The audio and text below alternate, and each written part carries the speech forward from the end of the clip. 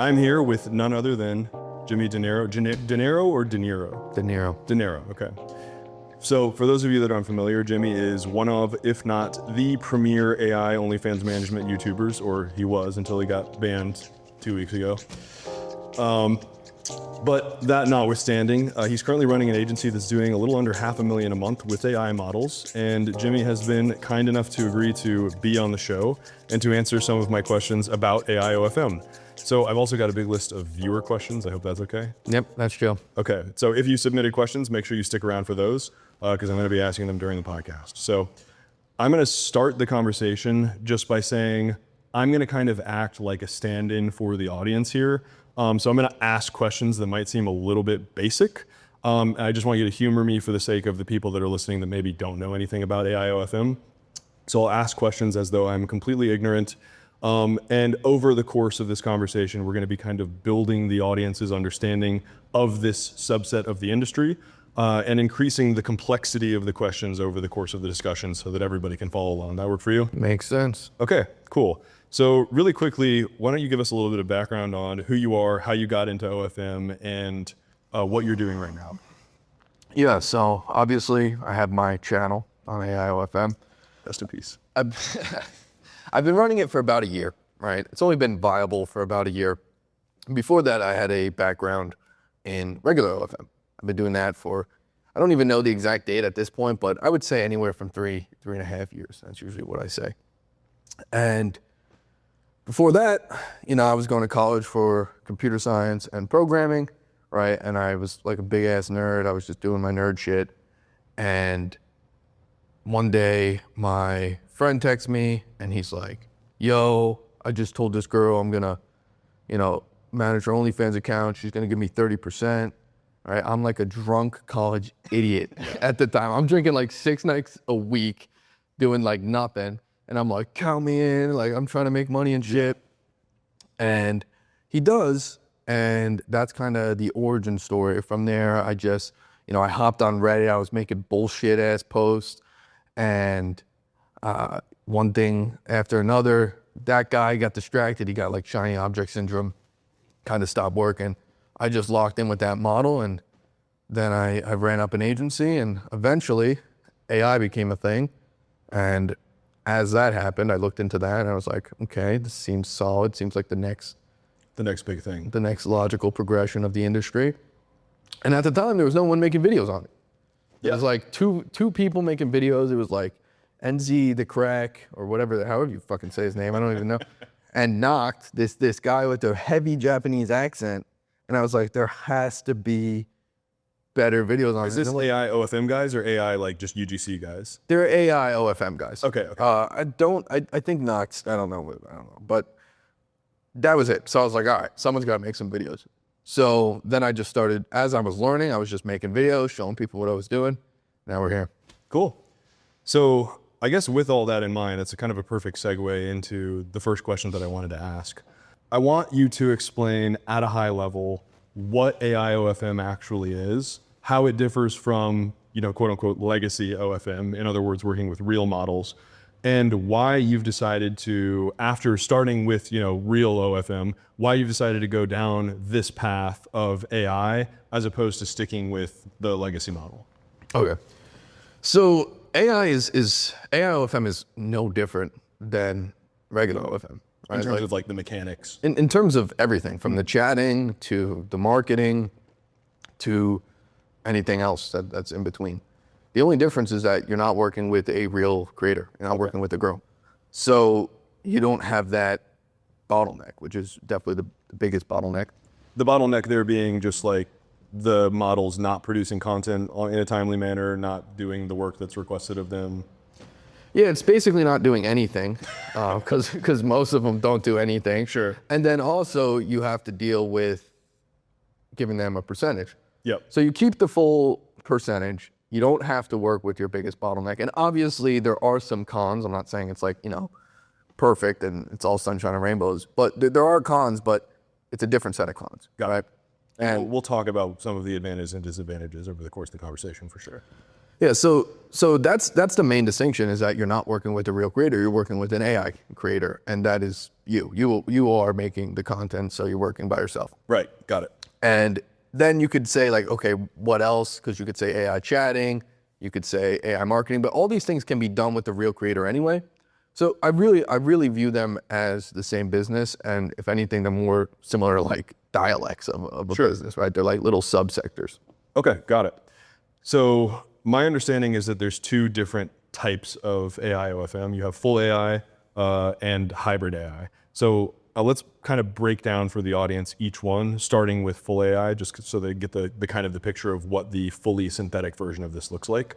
So my understanding is full AI is kind of like you just said, you as the agency or as the owner or the creative director are responsible for 100% of the creative.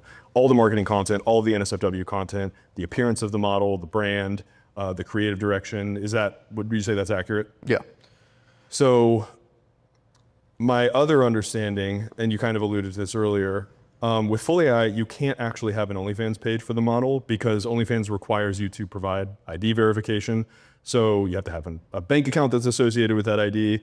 You obviously can't do that if the model doesn't exist, if her identity is totally synthetic. So how are you actually making money with full AI? And like, are there alternative platforms? Like you can't do it on OnlyFans. So how does that work?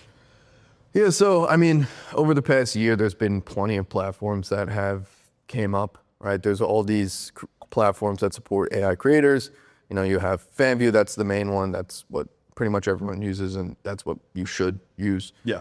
You have these other ones, Stacks, Slushy, everyone's shooting it up, especially with vibe coding. People are just making their own platforms. Sure. Everyone's trying to get in on the pie. But the way I analyze that, and the metric I look for, is you have to look at their user base and their signups with credit card information. Yeah. And it's not even close. Like FanView just swamps the competition when it comes to their user base, right? So with fan pages, it's like OnlyFans #1, FanView #2, whatever 3, 4, and 5 are so distant it doesn't even matter. Yeah, pretty much. Got it. And unless you were to get banned, or if you're in a country where, you know, you can't access that, because there's some countries where you can't create a FanView, but other than that, it would be retarded. Makes sense. So as somebody that's actively using, you have hybrid AI OFM models, so you're also using OnlyFans, correct? Yeah. So if you look at the three, right, and you put them all next to each other, regular OFM, you know, that's what everyone knows and loves. It's regular creator, you're running her OnlyFans, you're working with the girl, everyone knows it. Full AI is you make an AI creator, you run them to FanView, and everything is AI. You start from scratch, you're running everything, you own everything. No rev share, no bottleneck with the model. It's like if you don't create content that day, it's your fault. It's not because some girl decided that she didn't want to do any work that day. Yes. Got it. And the main advantage is here is that you can do anything, right? You could do anything and target niches that you could never target without having some type of model who was like, you know, 1 in 1 million. Right. You can make your model more attractive. You could do a lot of things. You have full creative freedom.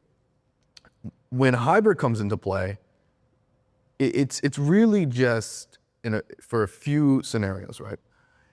You have a niche that you know works great with full AI, and then you find a hybrid, basically, candidate to sub in, right? And you can run this faceless. It even works. You can run it with the face, but the idea is that you don't want to lose the marketing advantages that you have of full AI. Yep. Which is infinite creative freedom. Yeah, and also the ability to design whatever face, whatever body, whatever you want. So what you need to do is you really need to do full AI first to do hybrid. Okay. To find out something that's working, because if all you do is like get some random, you know, salary model from Latin America, and you start running AI marketing for her, it's like, well, you're losing a lot of the advantages that AI gave you in the first place. And what you are doing, I guess, is automating the work and the content generation. Sure. So you're at least getting an edge there. And of course, you can make them slightly better looking. But once people get to the page, you're actually still going to get less conversions than if you just did full AI. And quick question with hybrid AI. Is the NSFW content also AI generated, or are you using the actual model's likeness for that? It would depend, but usually you use the actual model. Got it. Okay. So and we'll get into I have a whole section of questions set aside for the NSFW content generation side of things, because I know that there's some challenges that are associated with that. But would you say that that's like a potential advantage of hybrid, is like you don't have to worry about the comfy UI workflows and any of the more complicated like self-hosted models or anything like that? Yeah, that's one of the advantages, but like all these advantages is that they're slowly kind of disappearing. Like the direction we're going is full AI. Yeah. Like hybrid is like this like middle point where you're just taking the benefits of one and the benefits of the other, and you're making them work together. But you also kind of get the bad sides of both as well. Yeah, a little bit. Like the key thing is like what you'll realize if you do hybrid is that the onboarding is 10 times slower. Sure. Right? So then you have to onboard, you have to set up banking, you have to set up all this stuff. You have to, whereas with AI, it's like to shoot a new creator out, you can shoot a new creator out within a day. Yeah. Right? You set up a new phone, you make Instagram accounts, you make the content, and you're good to go. You're just, instant. So I guess the question for me becomes, why do hybrid at all? Is it just like the access to OnlyFans is like a meaningful step improvement over just having access to FanView?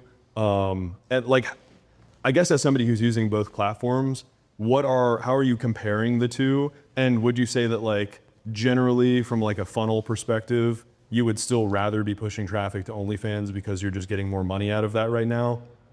Yeah, so it comes down to conversion things. Like I said before, it's platform signups, platform credit cards, and just familiarity. So that's the main reason. You switch there, you get higher conversions. But as we move forward, I think that gap will soften. Yeah. As more and more people get signed up with FanView and these other platforms, Sure.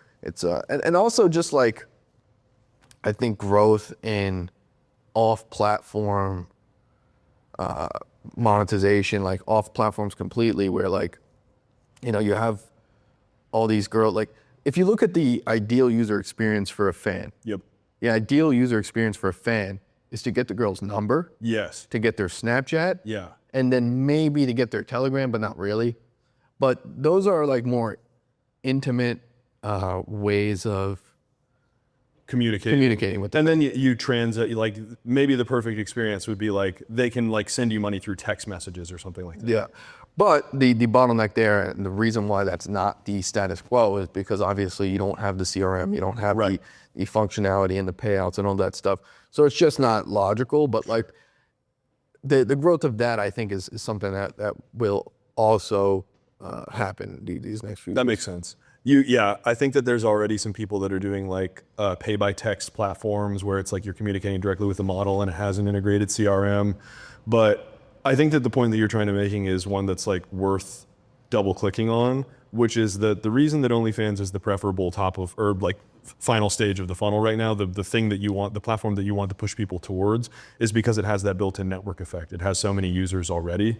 And so the friction that you're eliminating there is that when somebody clicks on the link in bio from the Instagram page or whatever, it's likely that they already have an OnlyFans account, and there's not like, they don't have to go through a sign up, they don't have to send their credit card information, all these additional layers of friction. And you're saying that as these other competitor platforms and like direct pay platforms become larger and larger, that friction gets eliminated over time? Yeah, precisely. And then even the other thing that I've noticed is that all the other platforms are kind of active and like looking to innovate, and they all have their own internal traffic systems. Whereas like OnlyFans is just sitting there, just like we're the top. Right. They just haven't had that. When's the last time OnlyFans even released a new feature? Yeah, they don't. Yeah. And they don't even like have any support. The website looks like it was made in 2011. It's a terrible user experience from the customer perspective. It's a terrible user experience from the agency perspective and the model perspective. So much of like your ability to interact with that platform is reliant on third-party tools like Inflow and other CRMs. So that makes sense. Yeah, and now all these things are starting to get support as well for the other things, like FanView just got on Inflow. Oh, nice. It's relatively bare bones right now, but you could see the support is there. And it's funny because like I'm doing a 100K a month challenge in 60 days, but it's still 100K a month, so it's like 30 days. Whoever designed this shit must be retarded, and I designed this shit because it's a 60-day challenge to make 100K a month in 30 days. But it's like smoking crack when you made this. Yeah. But so like the way I've been running that, right? We're running multiple models. We're right now we're kind of in like this niche selection phase where we're trying to make sure we got the right ones to run with once that 30-day mark hits. Yeah. That we know will clear 100K. And just from having these profiles set up with the intro video, which basically goes on the internal feed, we've made a couple $100 across all the creators, literally just from like fans they've thrown us, and we're not even like platformed or anything. But so they do have like this thing built internal traffic. Yeah, which didn't like that a year ago didn't exist. Yeah, was the closest thing that OnlyFans has is like OFTV, but it's not like you're still producing all of the content. You're still driving the traffic to your page. They're just choosing to feature it essentially. Interesting. So really quickly before we go on to, because I want to talk a lot about like the marketing piece of the equation. With hybrid AI, you have, in this case, it's like Latin American salary models. You're still onboarding the model. You still have to collect all the NSFW content from them. To me, that kind of just sounds like regular OFM with some extra steps.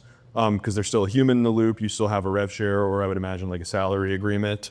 So besides being able to access the OnlyFans platform, is there anything that hybrid offers that full AI or regular OFM doesn't?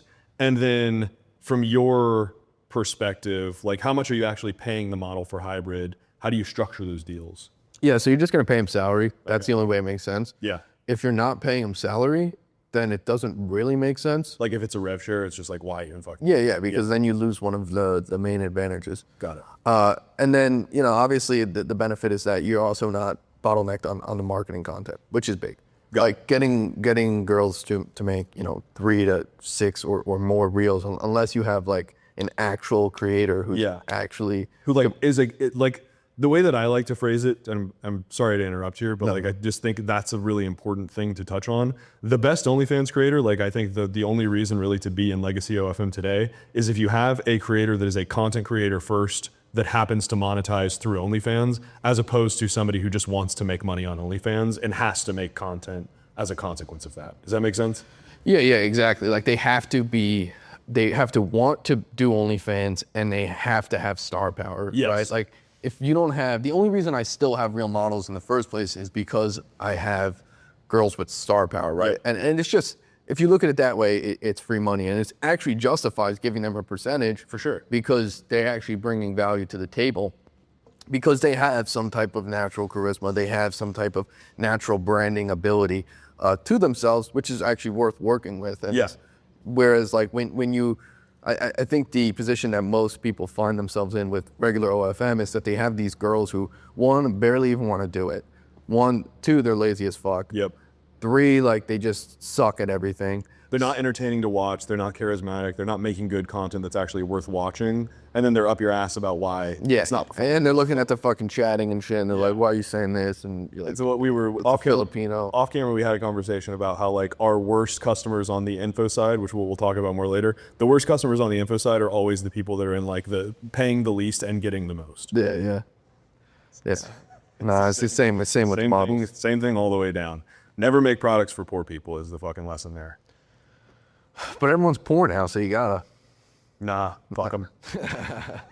So, okay, taking all of that into account, how many models right now are you currently running? And then what's the breakdown as far as like who's hybrid AI, who's real girls, and who's full AI? I guarantee your agency has at least one model with superstar potential.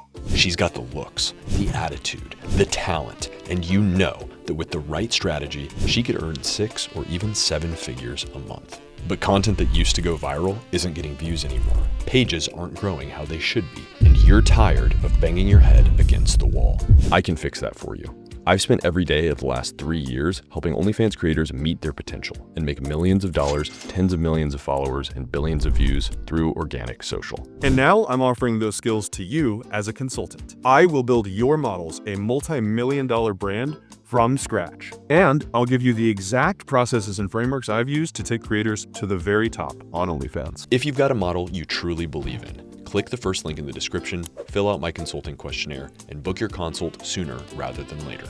I only take on 3 clients a month, and spots fill up quick. Now, back to the video. So, like you're saying, how many models, including AI models? Yes. Okay, because like, What's the total roster look like? And then like how many full AI, how many hybrid, how many regular? yeah. Well, the thing with AI creators is like they kind of come and go. Like, Interesting. Like I wouldn't even look at them as like a straight up model, because like, and this is only true in some circumstances, but at least in the initial phase, like you have to iterate through them, right? Like you have to make sure that what you're making is useful, because you're already fighting the fact that, you know, people can see that it's AI. You're fighting the fact that some people aren't interested in that stuff. Yeah. So you need to make sure that your offer is on point. You need to make sure that whatever you're selling from an AI perspective with the AI creators is on point, is something that the market actually wants. So you have to test that. That's the only way you can do it. But because you don't have these bottlenecks with real creators, it's very easy to test. You shoot up accounts, you test, you see if you get views, you see, and if you run them all next to each other, like I'm doing right now, Yeah. you can literally see that some creators get tons of fans, tons of money early in, and other ones literally get jack shit. Right. And it has nothing to do other than the way they look and, you know, what the overall The actual content consists. content consists of. So you're able to just, basically what you're saying is that like you treat them almost as like test cases, where you're using them not as like, I'm creating this intellectual property that I'm going to like invest a bunch of time and money into, whether it's like working or not. You're basically saying, AI is like a way for me to test ideas, and the ideas that are most performant will sort of graduate into becoming models that stay on the, you know, the virtual roster. Or in some cases, they're becoming like first drafts of ideas that you're going to iterate and improve on. Is that? Yeah, exactly. And That's a cool approach. I like that a lot. that's pretty much what it is. So if you look at the AI creators, the goal right now with the challenge is to have 3 highly functional creators that stay on the roster. Got it. Right. To do that, we've already iterated through like 8 different faces and like 8 different models, and it could be more or less, like give or take 2. But so that's the AI side of things. Yeah. And then with the hybrid and the real creators, it's 12, I believe, and we have 1, 2, 3, 4, and then we had 2 big signs. So we have 6 real creators and 6 hybrid. Okay, got it. And that's what that looks like. Okay, got it. And then with the full AI creators, you're just testing, iterating. You're not really keeping track of like how many you have on roster, because they're basically fungible. Yeah, and they're so easy to start up too, that like, especially if you have the systems, like if you're able to scale and you have employees and you have like the access to phones to create accounts, and you have the team to make the content, you know, nothing's stopping you from shooting up another model. Yeah. So you have these ideas, or you see something and you can just instantly boot that up and see if it starts to perform. So yeah, it's like that could go up by 5 overnight, or it could come down. It's really just like, okay, do you have a creator that's hitting a place in the market and continuously doing that? So, okay, that I think is a really cool point. It's something that I have sort of like intuitively understood about AI, but I think you're actioning it in a way that's like business viable, and you're actually making money off of it, which I think is really cool, which is using AI as like as a testing ground for ideas for organic social. So let's start getting into the marketing conversation. What does that testing process look like? Like, how are you coming up with ideas? How are you determining if those ideas are viable? And then how do you make the determination of like, okay, like clearly there's something here. I'm going to invest more in this, or I'm going to like spin up another model and try like XYZ different thing, different flavor of this niche or whatever. What does that process look like for you? Just rough, high level. Okay, so it's just, first of all, it's experience in knowing what works. Yeah. Knowing, okay, these are the models I did before that are making money. These are the models I have right now that are making money, right? That's A. B is that you see something, right? So you see another creator doing it and you're like, okay, I could maybe get a piece of that. And then that's just data. Right? Yeah. So both of those are data. So external data and internal data, right? That's how, you make the decision into what model you're going to start up next. And obviously, you know, I'm in a good position to do that because, you know, I have the brand and I have all these people talking to me. So I see from a super high level, like, okay, this guy's making money, this guy's not, this guy's making money, this guy's not. So that's how you pick a model. And then to know whether you should stay with it, again, I guess it comes down to those 2 points. It's just data. Yeah, it's just data. It's like, okay, now that you have these running. So if you look at it from a beginner's perspective, this is really what they struggle with. When someone says, I don't know what niche to pick. Yeah. Right? Because like that's the main thing. One of the most common questions I get asked on my channel. Yeah, and it's like, okay, well, what are you really saying? And it's like, okay, what they're really saying is, I have no experience or data, so I don't even know, you know, one direction I can walk down that will be profitable. And everything I do is a guess. Yeah. And that's why, you know, you have to just make a decision if you're in that position, because it's not like, you know, someone's going to come up and tell you unless you're paying them for fucking consulting. Right. You know what I mean? And then, so that's really why they struggle with that issue, is because they've never ran a model. So the way you do that is you run multiple models. So if you don't know what niche to pick one and see how it goes. Right. The issue then becomes a lot more nuanced, because then they don't know if it's actually the niche they're making Or the content. you know, the some appearance of the model. Exactly. Yeah. So there is obviously a lot of factors, and it's not that simple.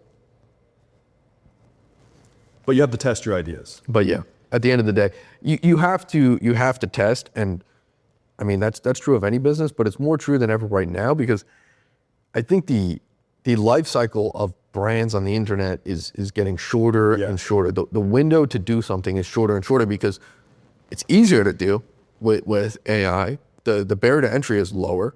I mean, you can start models for like less than $100. Right. Right. So.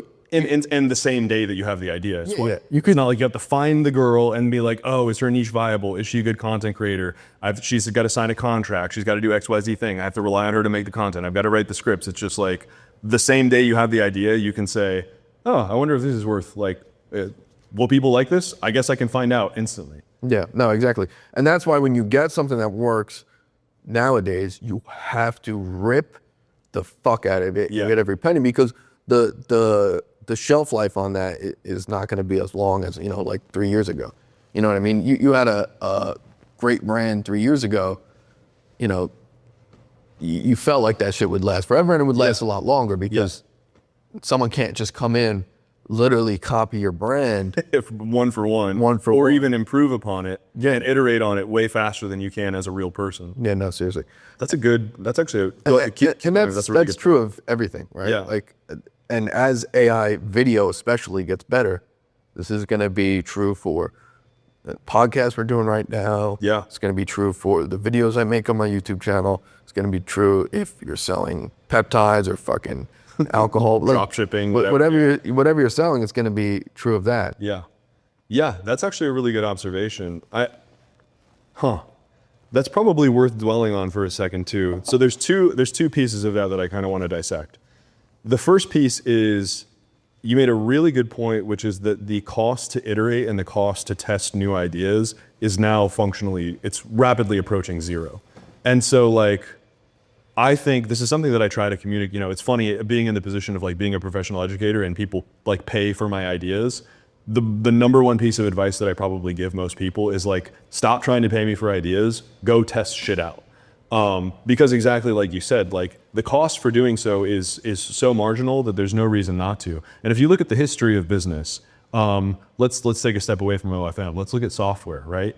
The marginal cost of creating a software product 10 years ago was like extremely high. You had to invest developer resources, so there's an extraordinary amount of time there. You have to do a ton of market research. Most of the time, you're not creating software in a vacuum. So like, I think the way that probably some of the biggest software companies started is you're addressing a problem that exists within your own business. You're creating a tool that solves that problem. And then you're saying, okay, like you're basically making a directional bet of like, well, other businesses probably also have to deal with this. So I'm going to create a product that's suitable for their use as well. And then you have to like market it and go to like, all of that stuff takes months, if not years, for you to go from idea to finished product that's like viable and like an MVP. Now you can do all of that in a single day. Yeah, you could prototype it at least, at the very least. And then you could post You could post fake marketing ads that says like, you know, this just changed the industry on Twitter in 5 seconds, and all of a sudden, you know, you're getting users on a platform that's shit. Yeah. But it's, and that's for software. Now we're talking about like OFM is even easier to instantly iterate on top of it, because the interesting thing about OFM, whether you like this industry or not, I think one of the most interesting things about it is that it is almost a pure marketing industry, because the product is like every model has the exact same offer. So you're not really winning on the quality of the NSFW product. The marketing, in a very real sense, is the product. And so if you are able to be a successful marketer in OFM, where there's basically literally no differentiation between competitors at the level of like what's actually happening on the OnlyFans page, if you can be successful in that domain, I think you can do all of the lessons that you learn from that will translate really well to virtually any other industry. Now, I'm not saying that you can like, you know, show tits to sell peptides, or I guess you probably could. But you know what I'm saying? Like you probably couldn't show tits to sell Salesforce. I guess that's probably not true either. Maybe the lesson here is Sell tits is sell anything. No, but that's true. And oh my fucking God, like when it comes to NSFW, it's so frustrating, because like what I do for each one of my models is one of the guys in my group just makes good NSFW, and I just can't even be bothered thinking about it because it's so low leverage part of the business. Yeah, right? Like it just doesn't matter basically. Yeah, you have to have it, but it's like it doesn't really matter. Yeah, and if you are gonna have it, you might as well have good NSFW. So I understand that. I'm not saying that like NSFW doesn't make you more money. You make more money with NSFW. Right. But when I look at like, especially because we have free groups and we have these free chats and shit, and you look at like the number one question, it's like, how do we make good NSFW? And it's like, what the fuck are they even on? Like the NSFW is like 3% of the business. Yeah. Like for years, I worked with girls who didn't do nudity with regular OFM before all this.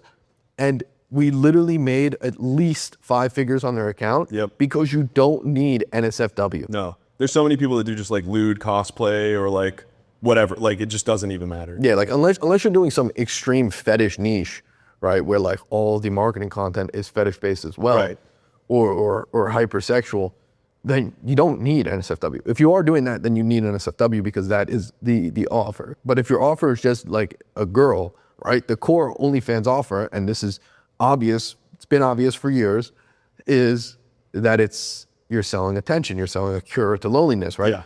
We know this because there's plenty of free porn, right? If you were selling porn, you'd go to all those other places that have free fucking porn. Right, but that's not what you're after. Exactly. You're after the intimacy. You're after the more personalized experience. In most cases, there's obviously transactional buyers, there's exceptions to that rule, but like OnlyFans and the fan page industry fundamentally is about lonely people wanting to talk to other people. Yeah.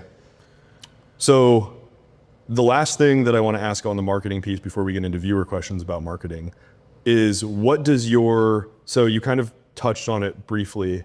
The general creative process, like the actual niche selection process, with as much detail as you're willing to share. It's okay if you don't want to talk about specific niches or whatever, but I want you to talk me through the mechanics of actually going from idea to model, generating your first images, creating social media accounts, and then actually creating content for that model. So like what tools you're using, like what the general process is from ideation to I now have like a monetizable product. Okay, for full AI. So for ideation, there's 2 things. You either have the data, you know what works, and you come up with your own ideas, or you see the idea. So for someone who's not creative, you just go literally take the idea. Yeah. Like it sounds retarded, like it's not retarded, but it sounds like fucked up or like unethical, but like this is the internet. There's no IP on Instagram. You could take anything you want from anybody, and if you have the capabilities to market it more efficiently, you're gonna make the money. Yep. Right? And the same goes for your product. If you have a girl, someone could do it to you, right? Yeah. So you can't be attached to that. People are like trying to, take down other people's brands and shit. It's like, bro, anyone could steal anything at any point unless you have that infrastructure level below it. So you can take an idea if you're uncreative, or you can come up with an idea. And obviously if you come up with your ideas, those usually tend to do better, but it's like not proven. So those are your 2 options. You pick a niche, okay. Then you grab some phones, whether, you grab one phone, or like we just have phones set up in Tampa. We have a server room. We grab a new phone, you make the accounts, you profile the accounts, right? And now I never do warm-ups if you're posting directly from a phone service, but you do need to warm up if you're gonna post from like a scheduler, like there's like a bunch of schedulers and stuff that allow you to kind of automate posting. Is there one that you use that you prefer? There's Zernio is like the thing that I was trying to, I don't use it anymore because we're building kind of like proprietary like stuff to post through a phone automatically, but I was using that for a while. But you need to do a thorough warm up for that because basically these things are not designed for, they're not designed for people to buy 50 million phones and then automate, slot posting, right? Yeah. They're designed for like one person to post through that schedule, so they don't have to. And they know what like bot behavior or like not a human being using the platform behavior generally looks like. Yeah. So in that scenario, if that's something you're going to do, you would warm up the phone. If not, you don't need to. So you warm up the accounts, whatever, and then from there you literally go create you kind of created the face when you pick the niche. Yeah. You create the face, you create the basic media, the reference image. Then you just start making tons of content, pictures, carousels, all this stuff. All right. The biggest thing from my experience when I see people ask me questions, why am I not getting conversions? My conversions are low. Yeah. They're blaming it on the platform. But then you go to their fucking feed and it's random ass trends. Yeah. With Donald totally Trump. Scattershot, there's no connectivity between the content. And they don't even have carousels, stories. They have no attempt to even make it somewhat believable. Right. Like they're just spamming 10 reels a day starting from day one. Like, exactly. It's like I see that a lot. People, when they see even if you get a viral reel, the next thing they're doing is they're going to your fucking account and you don't even have that profiled in a realistic way. Yep. And then and that's assuming that you like luck out and have something that goes semi-viral. Yeah, and then those same people will ask you about keeping the body consistent. Like that's the fucking. It's like keep the brand consistent first, retard. It's like no one is paying attention. I mean, even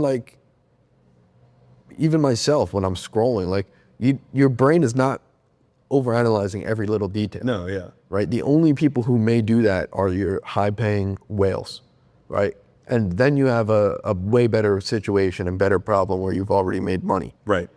They're worrying about the details on the front end where it's like, you can just archive that shit. You can fucking put it as a trial reel. Like there's so many ways to deal with that. For really quickly, for the actual image and video gen, I know that like a month from now, like this is going to have a completely different answer, but are you just using Higgsfield as a platform to generate this stuff? Do you have like internal solutions for that? And what specific models are you using that you believe are the best right now for image and video gen for SFW content? Okay, yeah. So, I mean, when it comes to content generation, I always have to like work backwards. Because like I'm at a point now where like I don't do content generation. You have that delegated out to you. I have that delegated. We have our own tools. So like what I'm doing is obviously not what most people have access to. Sure.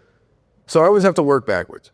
And what I recommend and what I say is you use wave speed. The thing with Higgsfield is because Higgsfield is, they went mass market. They tried to get as many users as possible. It's like the AI UGC platform. They rented a bunch of GPUs, right? They gave about a bunch of free credits to get user base. They, made the cheapest prices. It's a great product. And now they're fucked because they gave out, now they need to make money. Yes. So the platform literally doesn't want you to cancel at all costs. Yep. They don't want you to generate content. They're going to restrict 90% of their shit, right? And basically now what you're paying for is a worse experience than if you were to just use these models natively.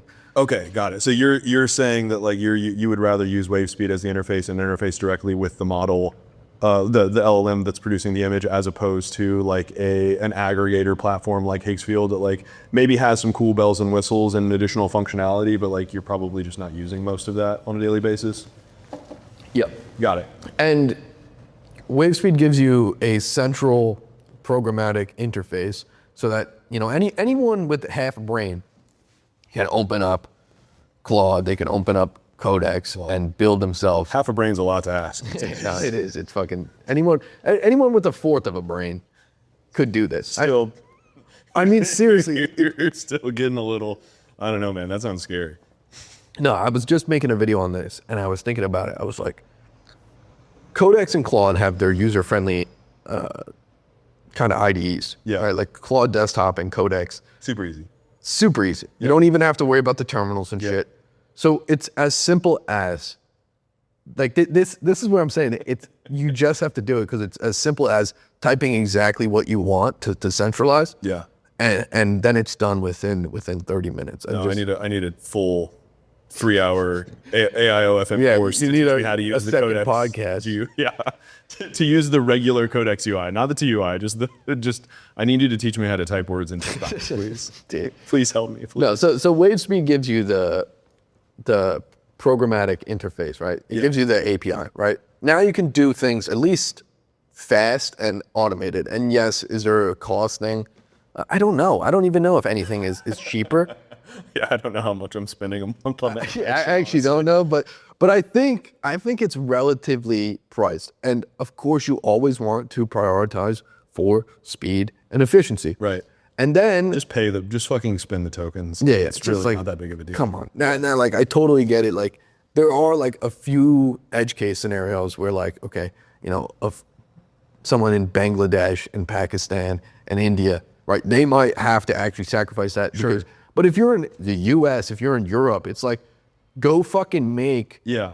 $300 doing something else before you start this, Yeah, so that you like- can just do it that way. It's just not a big deal at all. Yeah. It's like, Yeah, the people that are like panicking over like, I have to use I'm going to use 2K resolution and I'm going to do it on the cheapest model. I was like, well, your bitch is going to have 3 heads and 7 hands. So I don't know what to tell you. it's ridiculous. So that's what I recommend for most things. And then, of course, there are better alternatives in every kind of area. Like ChatGPT image is pretty good. You can use Grok, but you have to use them both in app. Okay. Because they're incentivizing you to get the subscriptions. Yeah.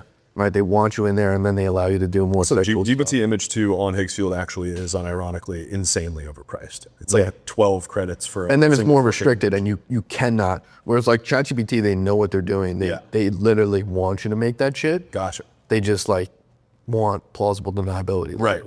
So those are good for image generation. It's a little bit more tedious. So like I put like a smarter, more creative guy on that to make specific stuff than like mass content. What does your team look like? Let's get into that a little bit. So I mean, it's very slim. We mainly have like a head of marketing. Okay. Right. He kind of just makes sure that the funnels are correct. You have like a main like aesthetics kind of content generator, right? He's just a visual eye, right? Because like that is the hardest thing to fucking outsource is someone with like Taste. perception and taste. Yeah. It's like, what the fuck? Yeah, it's impossible. Not impossible. Like you have to do it if you want to scale, but like it's really fucking It's hard. ridiculous, and it's like that's why you can't have simple VAs generating your content. Yeah. Because they just don't care. Like, Or they just don't get it. Yeah. It's just like, yeah, you're not going to teach like I have my video editor who's going to be working on this probably. Hi, Matt. He's excellent. so man, Filipino video editor. He's fucking phenomenal. I'm going to work with him for as long as I possibly can. But there's like things that I'm just not going to ask him to do because he doesn't have the native understanding of like cultural references in the United States. He doesn't have the native understanding of like our industry or a million other things that matter a lot when it comes to something like organic social that is entirely predicated on your ability to understand your audience. Yeah. Like if you don't have that piece of it, then like that's just not a good creative hire. yeah, and it's something that has to be internalized, like just from looking at stuff on the internet for a while and not being in like a niche bubble. Yes, for sure. Because like I'm sure there's like fucking 50-year-old women that are on the internet all day. Yeah. They still wouldn't have it because they're only getting like menopause ads. Yeah. But like, you know what I mean? Like, so it's like, that is the hardest thing to outsource, but we finally got a good guy there. And then we just have like a main kind of operations, making sure everything gets done.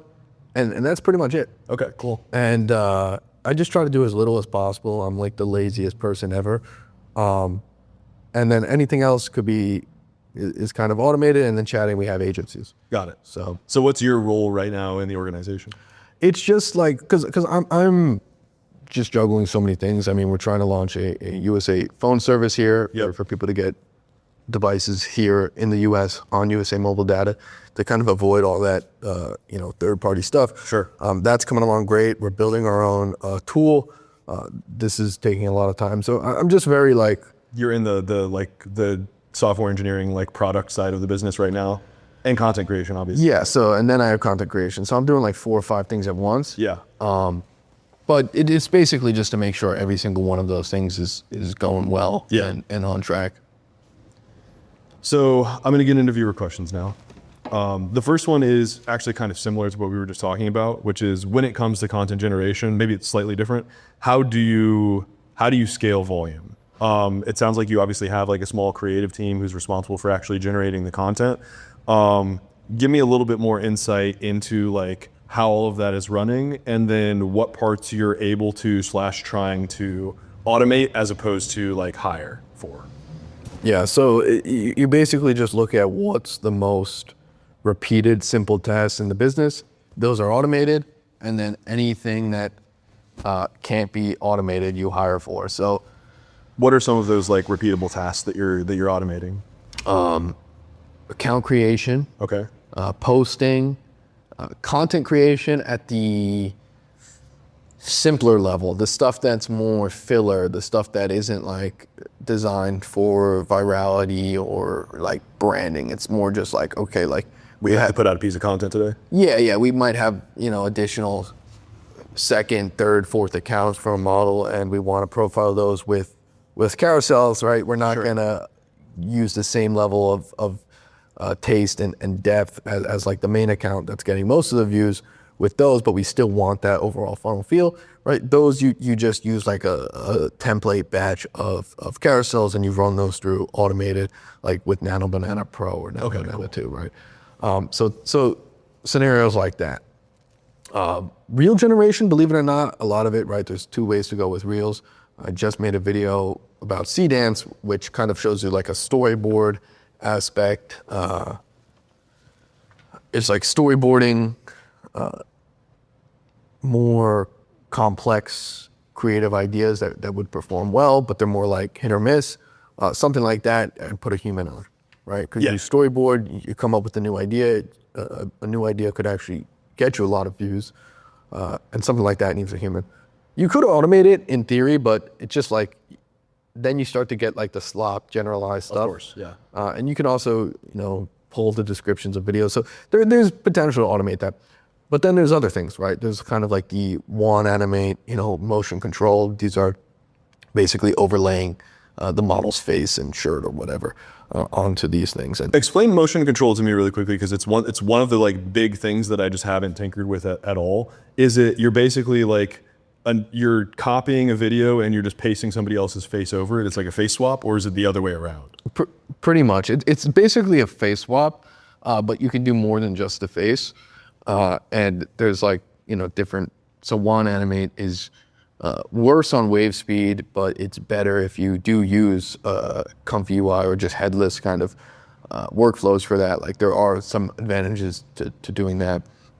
But clean motion control on wave speed is like your easiest, like get started with that. Yeah. But the problem with things like this is that they're so easy to do at scale that, very quickly they get burnt out. So you'll have to find ways to innovate on them. So it's just a face swap. You basically screenshot the first frame, swap it over. Got it. Simple enough. Okay. Viewer question number 2. And this is a big one. I think you probably get asked this a lot too. Do your customers know or care that it's AI content? Like, as far as you can tell, do people actually think that they are watching / talking to real human women? Is realism something that you're even optimizing for, or does it matter at all? Like, what is like the state of the industry there? Yeah, so I mean, this is like the biggest misconception and sticking point for beginners is that they look at this AI content all day long and they go, I need to make it more realistic. I need to make it better. And it's like, you're missing the point. We want quality, we want realism, but never at the expense of speed, niche, market fit, right? These are all the more important things. Now, you don't want to just post the most AI looking model of all time, but if you look at the biggest brands, they're not the most realistic. No. Right? Like they don't even have the highest quality content. And I guess that could be a distinction of the business, is that you're doing AI OFM. Yeah. Right? Which means there's a giant portion of the OFM market who is not interested. They don't want AI content. Right. They want to interact with real human beings. Yeah. So you're not trying to trick them. Got it. You're only trying to get the people who are interested in, who either one, don't know about AI, two, they know about it, they don't care, three, they know about it, but for some reason they're just fucking LARPing their money. Yeah. So that's the first thing. Now, of course, we want to optimize for realism when we can. You're limited in some ways. You're never going to have perfect content. Right. It's the AI's not there. Yeah, Pictures, yeah, kind of, but even You can, still. I mean, like, as somebody that looks at it all day, and me as somebody who doesn't even look at it all day, it's immediately tangible to me. Like, this is AI content, even if it's like, quote unquote, realistic. Yeah, some of it. But like, even as someone like, there's usually like when you go to the profile, you could tell it's AI because there's something that gives it away. But in just a one-off picture, you'd be surprised how some of them look pretty on par, right? So that's where realism comes into play. Like, it's important, but it's not the most important by any means, and it's not necessary to make money. I mean, FanView literally has on their platform in the bio, like for everyone who thinks it's fucked up, it's like they have in the description, this content is AI. And then when you're talking to them, if you send a message with AI, it'll say this was generated with. Yeah, it's right next to it. And then now they even have it on their post. So they're transparent. And it's transparent as fuck. Yeah. And still, I just saw like a clip, someone just posted in the group, 100K from one sub. It's like, he spent 100K over the course of less than a year on a platform that tells him it's AI content. Yeah. And then there's all this stuff, like he probably knows. Yeah. I would fucking hope so. 100K in, I would hope he understands. I think a lot of these people, they just don't want to accept it or believe it, and they just go forward pretending. Do you think, so this is not a viewer question, but this is something that I'm like intensely interested in and actively sort of investigating in my personal time. I think that there's a growing contingent of people who are like, because you've had guys that are into like anime porn, hentai or whatever forever, right? Like people have been interested in drawn images and like fantasized about characters that are not real for as long as characters have existed. Do you sense that there's like a growing subset of people who like not only don't care that it's AI, but might actively prefer that? You've probably noticed that social media has gotten a lot harder. You probably think this is because platforms are anti-OnlyFans, or you're creating accounts wrong, or something about your link in bio is killing your reach. But I want to tell you from the bottom of my heart that you're not failing for any of these reasons. You're failing because you fucking suck at making content. Yes, back in the glory days, you could spam the same thirst traps and trending audio as every other e-thought on the internet and get millions of views. But those days are over, and they are never coming back. If you want to be successful on socials today, you need an actual brand, and you need good content. And both of those things take time, skill, and most importantly, a coherent system. Now, you can build the system the hard way, like I did. Thousands of hours of research, over 1 million words of scripts written, and years of trial and error to figure out what actually works. Or you can skip the years of mistakes and just use my exact system, which has brought multiple models from 0 to the top 0.01% and generated billions of views and over $10 million in revenue for my consulting clients. That system is called $1 Million Brands, and it teaches you everything about organic social from start to finish, how to build performant brands, make content people actually want to watch, and turn followers into subscribers with LTV so high you will be gooning. I could rattle off everything that's in the course: video modules, tools, a community that includes multiple top 10 OFM agencies. I could tell you that there are students who see 40% revenue growth within 30 days of finishing, but I'd encourage you to check it out for yourself at facelessfrancis.com instead. Or you can keep posting dog shit, blame the algorithm, and watch other people make millions of dollars from your cell in 200-view jail. Your call. Yeah, I mean, and this is total speculation. Like, this isn't. Well, it's like, fine. We're like, I don't know. I'm just riffing here. It's okay if we don't have the data. But yeah, I would think that I think that's the next kind of 5 years is that some of these guys, some of these younger guys, especially they just grew up completely on their phone. I mean, especially in countries like here in the US, bro, no one even leaves their house. Everyone's on their phone. And you have these people who probably grew up their entire life on their phone. Yeah, they know about AI. They don't give a fuck because they've actually had less experiences in the real world with women than they've seen on their phone. So they probably won't give a fuck. Then you have the older people who already are doing that. Like some people just don't care, right? Like these people have like serious gooning addictions, right? And they'll fucking goon to whatever the fuck. Right. It's disgusting, but they don't give a fuck. So yeah, I see that being a bigger portion of the market. How that plays out in terms of monetizing that, I think by then, like AI OFM will kind of be dead to a certain degree. I mean, nothing ever truly dies. Like, you know, people still buying fucking newspapers.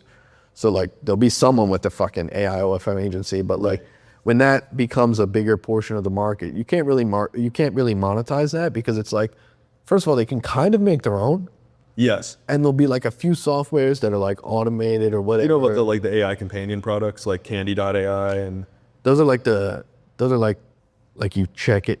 How does that work? So I'll explain really quickly. I think that this is what you're saying. These are the products that I think are the future of the industry and that are going to capture the market that you're capturing right now because they're it's a superior product in every measurable dimension. So the AI companion sites, basically you go to the website and it's like, imagine if you had like an OnlyFans subscription and you were subscribed to every single model on the platform.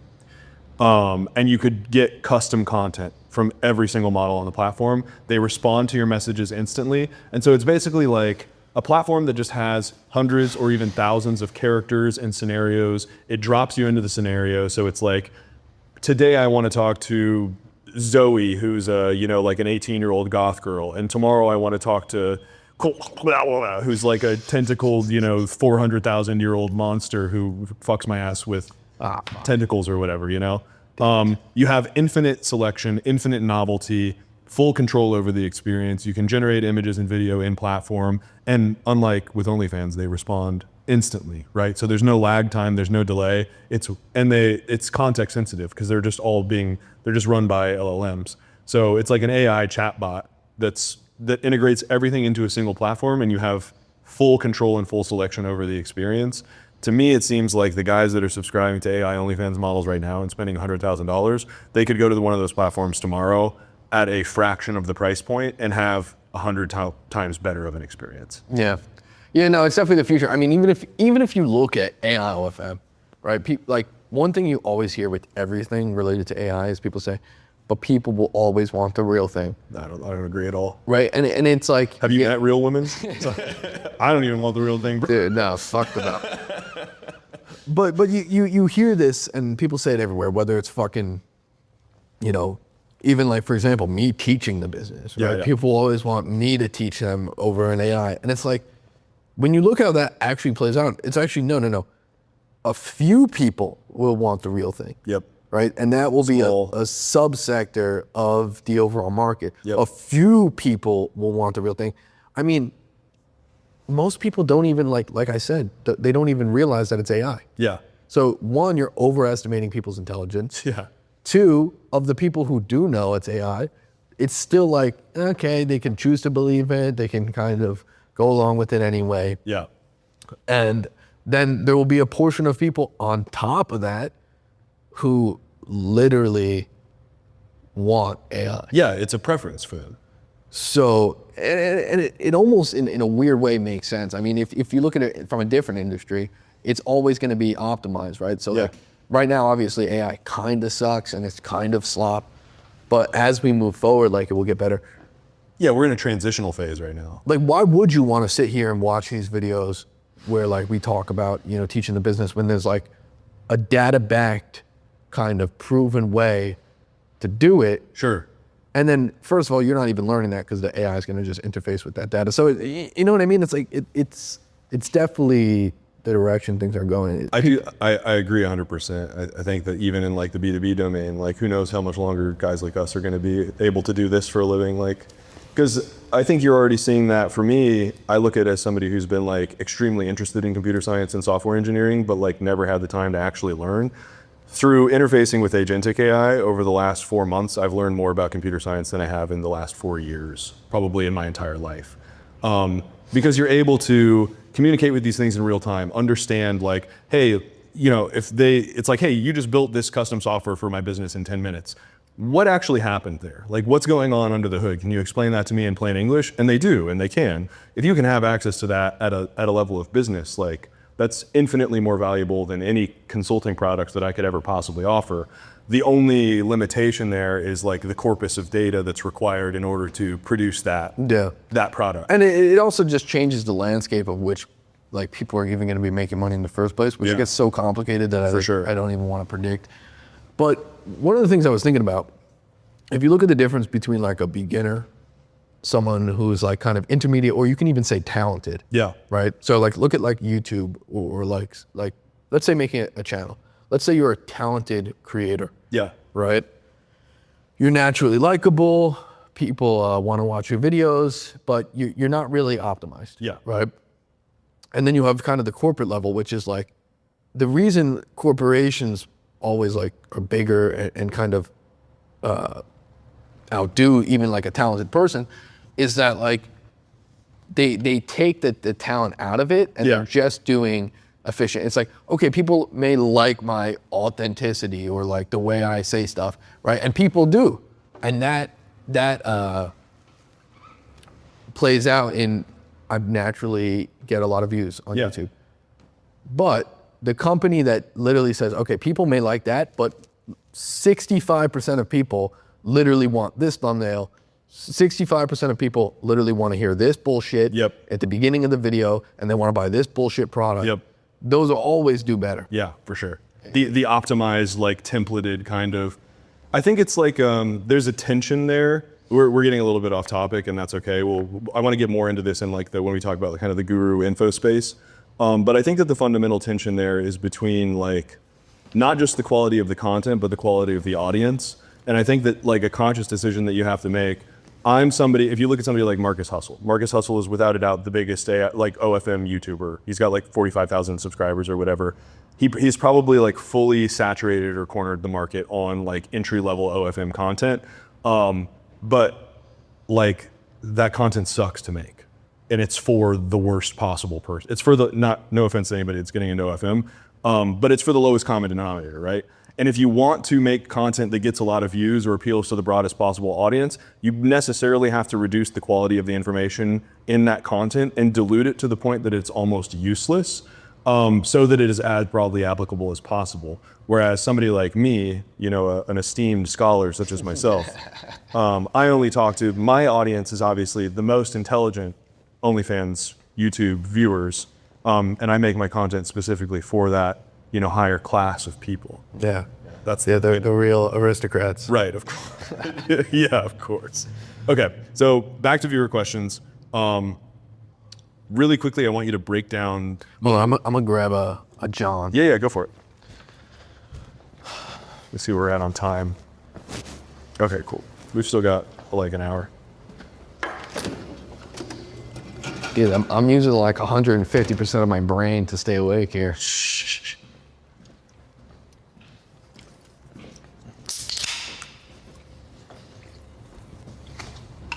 Are you usually not up? Like, what time do you usually get up? I usually wake up at like 9:30, 10. Oh, okay. So you're just waking up. But then it takes me another hour and a half to like, I don't know, man, I'm old. No, I'm up at 6 every day, so I have a little bit of an advantage.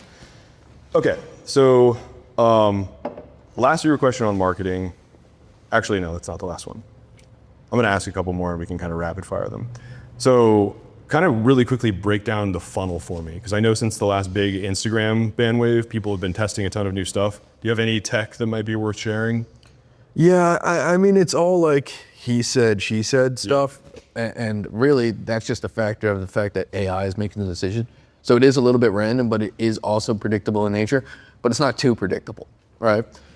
So the funnel stuff, I mean, we've tried a bunch of things. I attempted to make my own link service, and then my dev got basically drafted to Iran.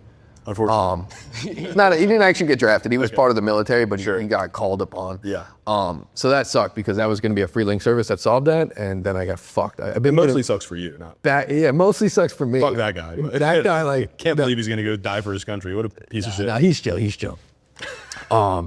I don't even think he's going. Okay. But anyway, so you had the link stuff, and the link stuff was solvable for a little bit. Yeah. And then they kind of updated it again. Yep. Right. So like Instagram is playing catch up, or honestly, maybe there was It's like cat and mouse. Yeah. Yeah. So this made it the most frustrating thing to make videos about, because you say one thing, and then your audience goes like, I tried that and I got all my accounts banned. Yeah, I just don't even give people advice. So you have to caveat it with like, hey, this works for me in this specific exact scenario right now, today, and tomorrow it might get you banned forever. yeah, and that's literally what it was. So people were like freaking out. So I try to stay away from that, because it literally may change as soon as we post this. But the idea is, right, and this is the foundational idea. And if you have this and you have brain cells, you can then come to your own conclusions moving forward, and these will always be somewhat true.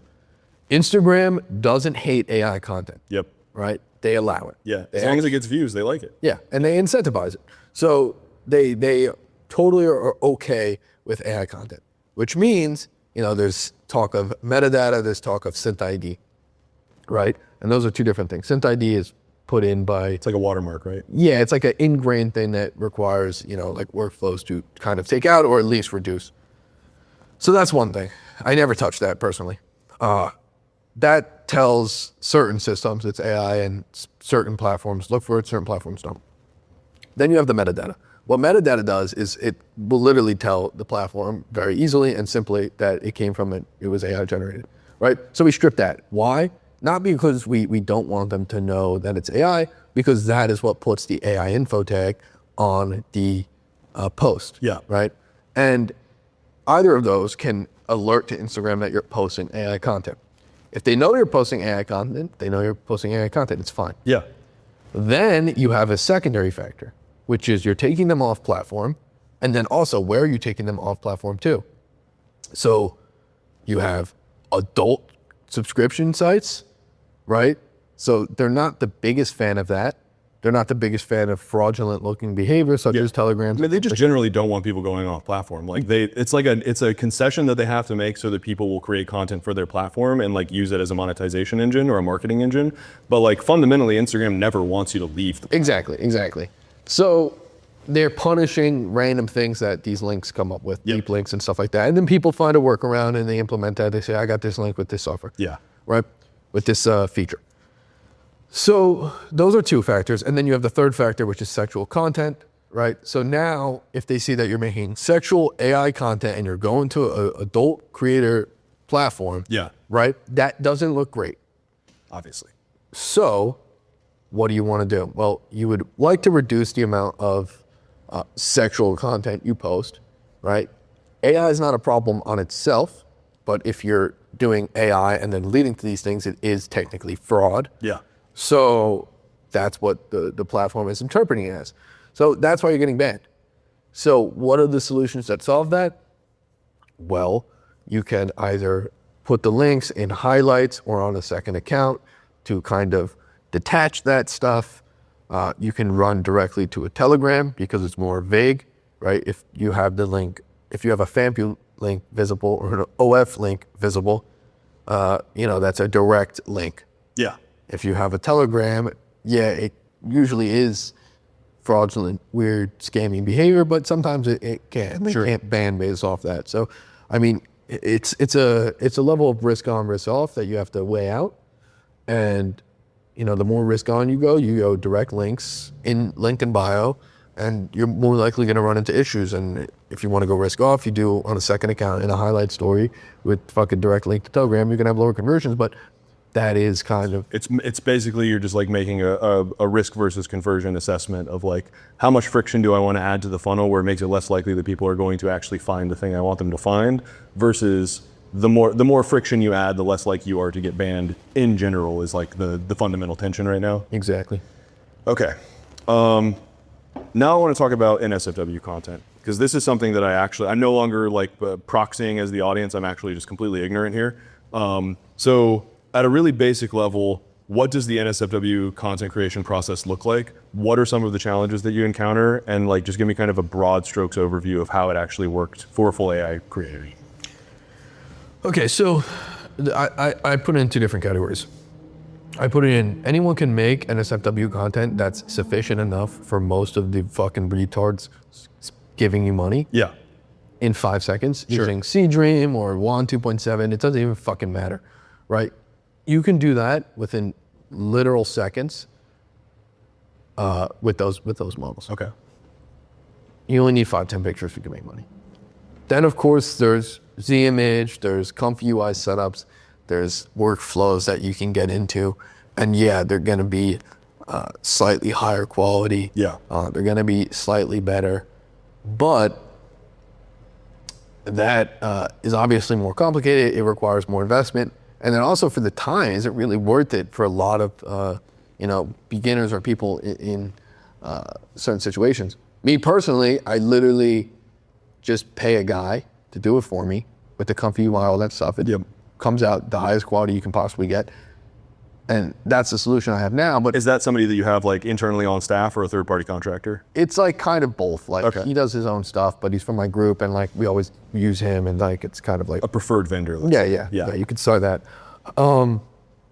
And that takes care of it because you only need it like kind of once. Yeah. Right. Do you have like a template for every creator where it's just like, I'm going to make X pictures or video content in Y pose or do like this set of fetishes or whatever? Or do you kind of change things up depending on the creator? Like, is this something that you experiment with or you have it pretty dialed at this point? If you're running like kind of like a full funnel kind of persona creator, it's usually templatized. Whereas like if it's like more extreme niche or You're gonna niche have to- based, you're gonna have to make stuff, right? Got It's gotta line up, but But for like a majority of your creators, you yeah, have a it's template? just templatized pretty much. When do you make that, like the election to like go, do you do like super niche fetish stuff? And like what kind of like makes you decide that that's worth trying out? Not really, because it's just so much harder to stay active Sure. and not get banned. And honestly, I think it results in less money anyway. So I pretty much avoid all that. Yeah. Every now and then, like we try something, but it hasn't really succeeded.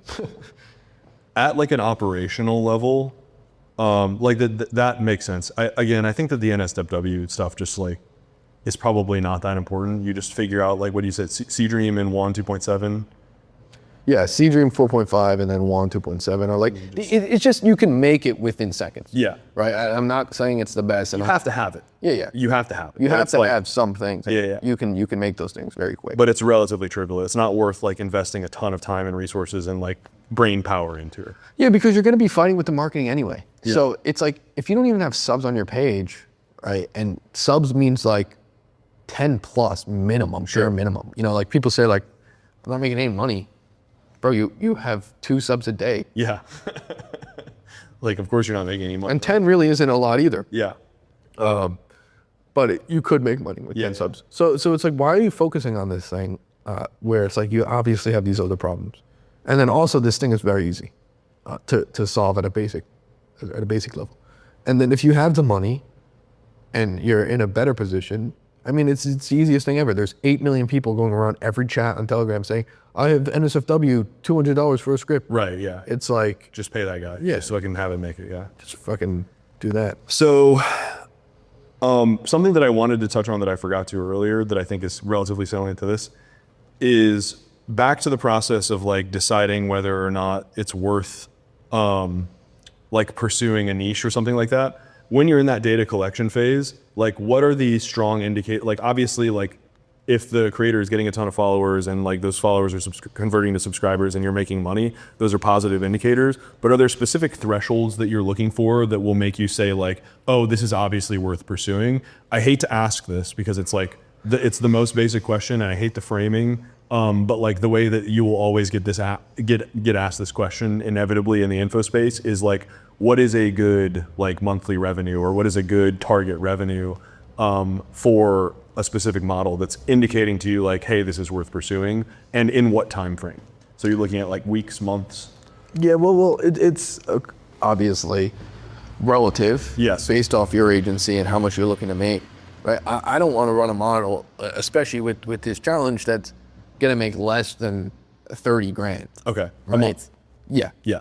So that's kind of like my minimum, right? I want to be making 30 grand with them all. Yep. Right? Because it just wouldn't make sense to put all this effort and do all this stuff for less than that. And then also, it's not like I'm working with a real girl. It's not like we're doing, There's not a divorce if you just it's not working. So we literally could just end it. And because we've made models that have made this much money, we know that if we do the same things for a different girl and we're not making that amount of money, right? It could be a little bit of luck initially, depending on the subs who came in, but it's literally an opportunity cost. It's like, okay, well, we're putting resources into this thing. This isn't working. Yeah. But as we build our stuff, we're really just gonna focus on mass testing, and then we'll literally just the ones that perform the best are the ones that we continue to push out for. Makes sense. What are like some of your biggest bottlenecks and difficulties right now on the ops side? Like, what are the things that are keeping you from hitting like the 1 mil a month mark?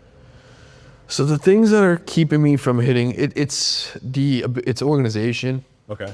It's the ability to make sure, because it's not generation. It's not the ability to make these accounts. It's ability to do it all and make sure everything hits their like the daily quota or like, Sure. You know what I mean? If I make, let's say 10 carousels for a page, to make sure that gets posted at the scale I want to get and keep these funnels at the level and the quality that I want them at, to run 50 models, 50 AI models simultaneously. I don't have the infrastructure, but I'm literally working towards that as we speak. But what is that? Is that just like a staffing issue primarily? It's staffing plus automation, and mainly automation of content,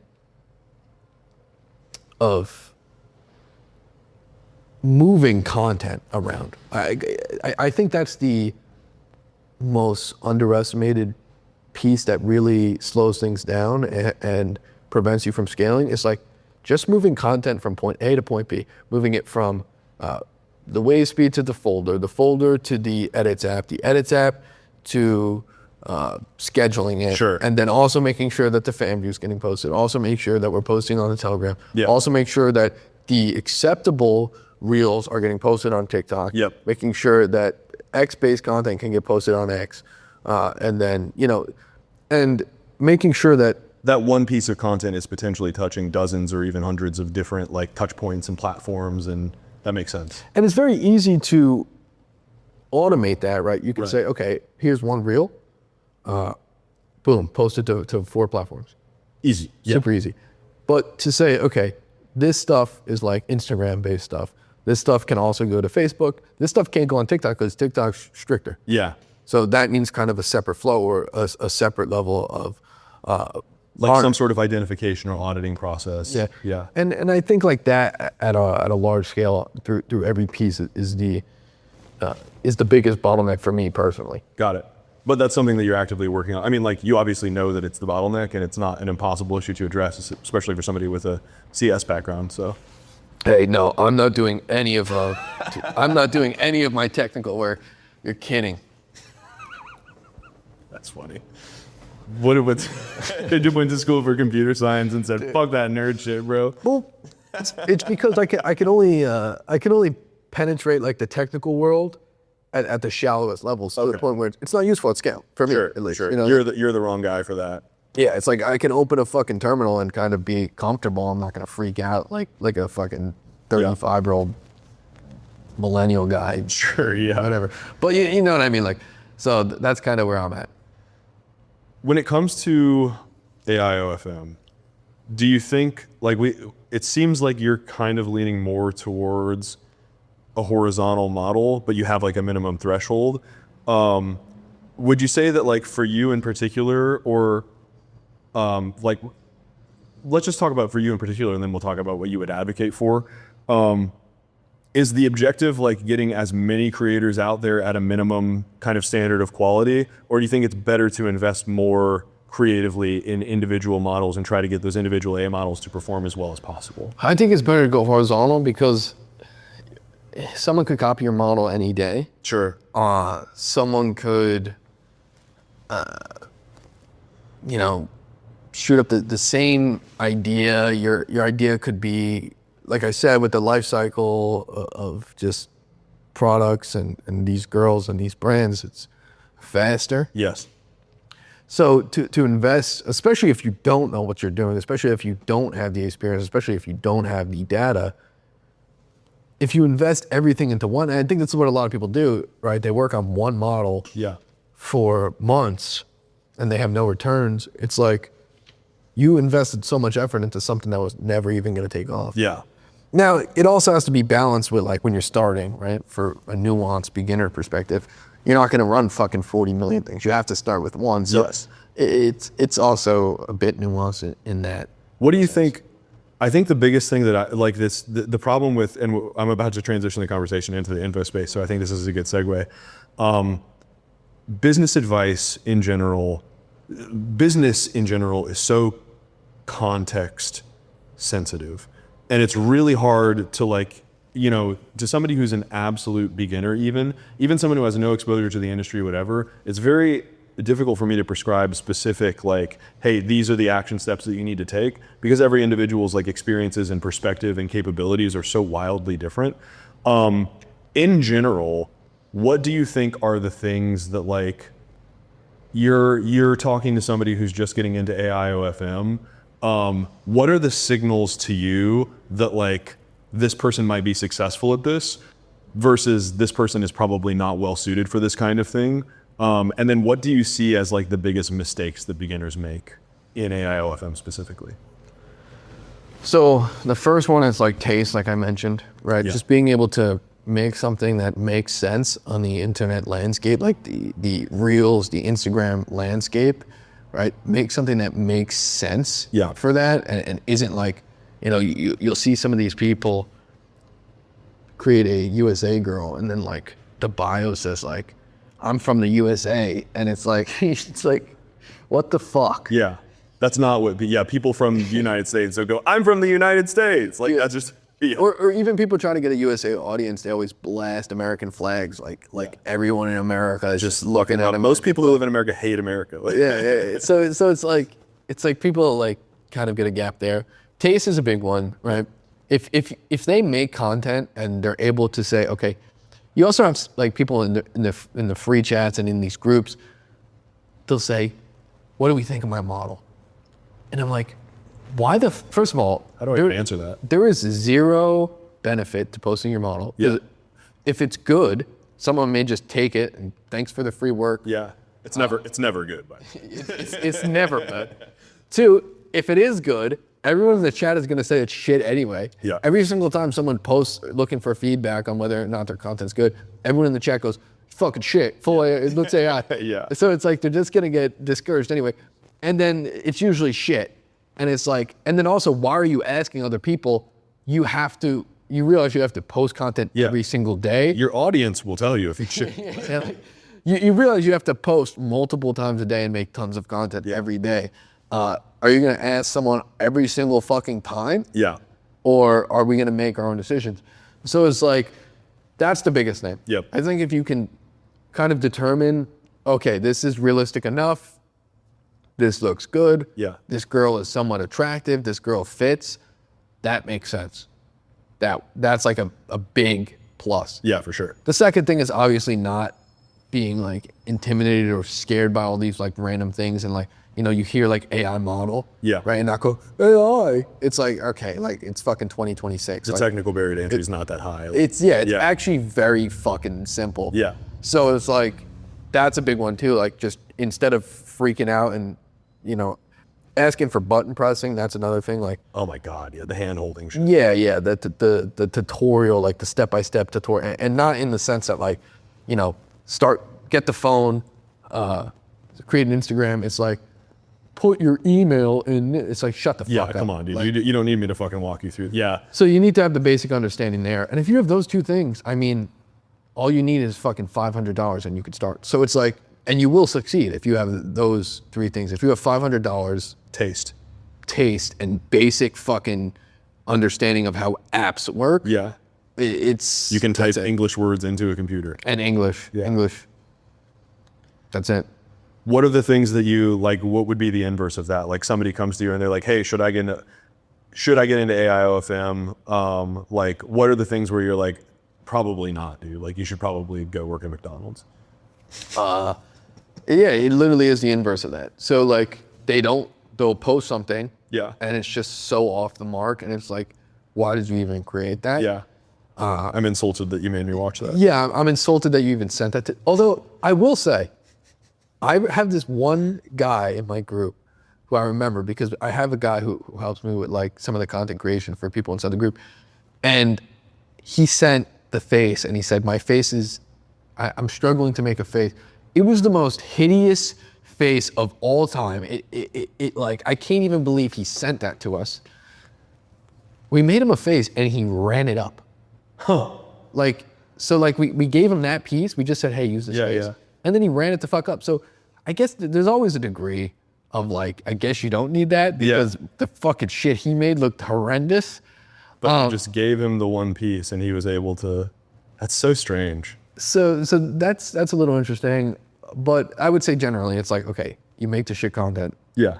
It's just don't even fucking bother. Like, Completely oblivious, don't bother. Yeah. Or if you're just like, if you need help with app usage, how do I use XYZ app? How do I use Higgsfield, right? If you need a tutorial on how to use Higgsfield, the business isn't for you. Yeah. If I can say, go to Higgsfield and and use Soul 2 or use ChatGPT image 2 or GPT image 2, and you could just go to Higgsfield and do that and type words into a box without a fucking tutorial, type words into a box, then the business is for you. It's really that simple. Okay. It really is. It's kind of crazy, just the level of hand-holding that people want, or like, it's just like, I don't know where that comes from, because it's like necessarily entrepreneurship is like, you're just taking on risk. That's the whole thing, is just like taking risks, figuring out what works through trial and error, doubling down on stuff that works, avoiding stuff that doesn't work. Like, that is business fundamentally. Obviously it's a little more complicated than that, but like, if you're just getting into business, those are the things that you need to understand.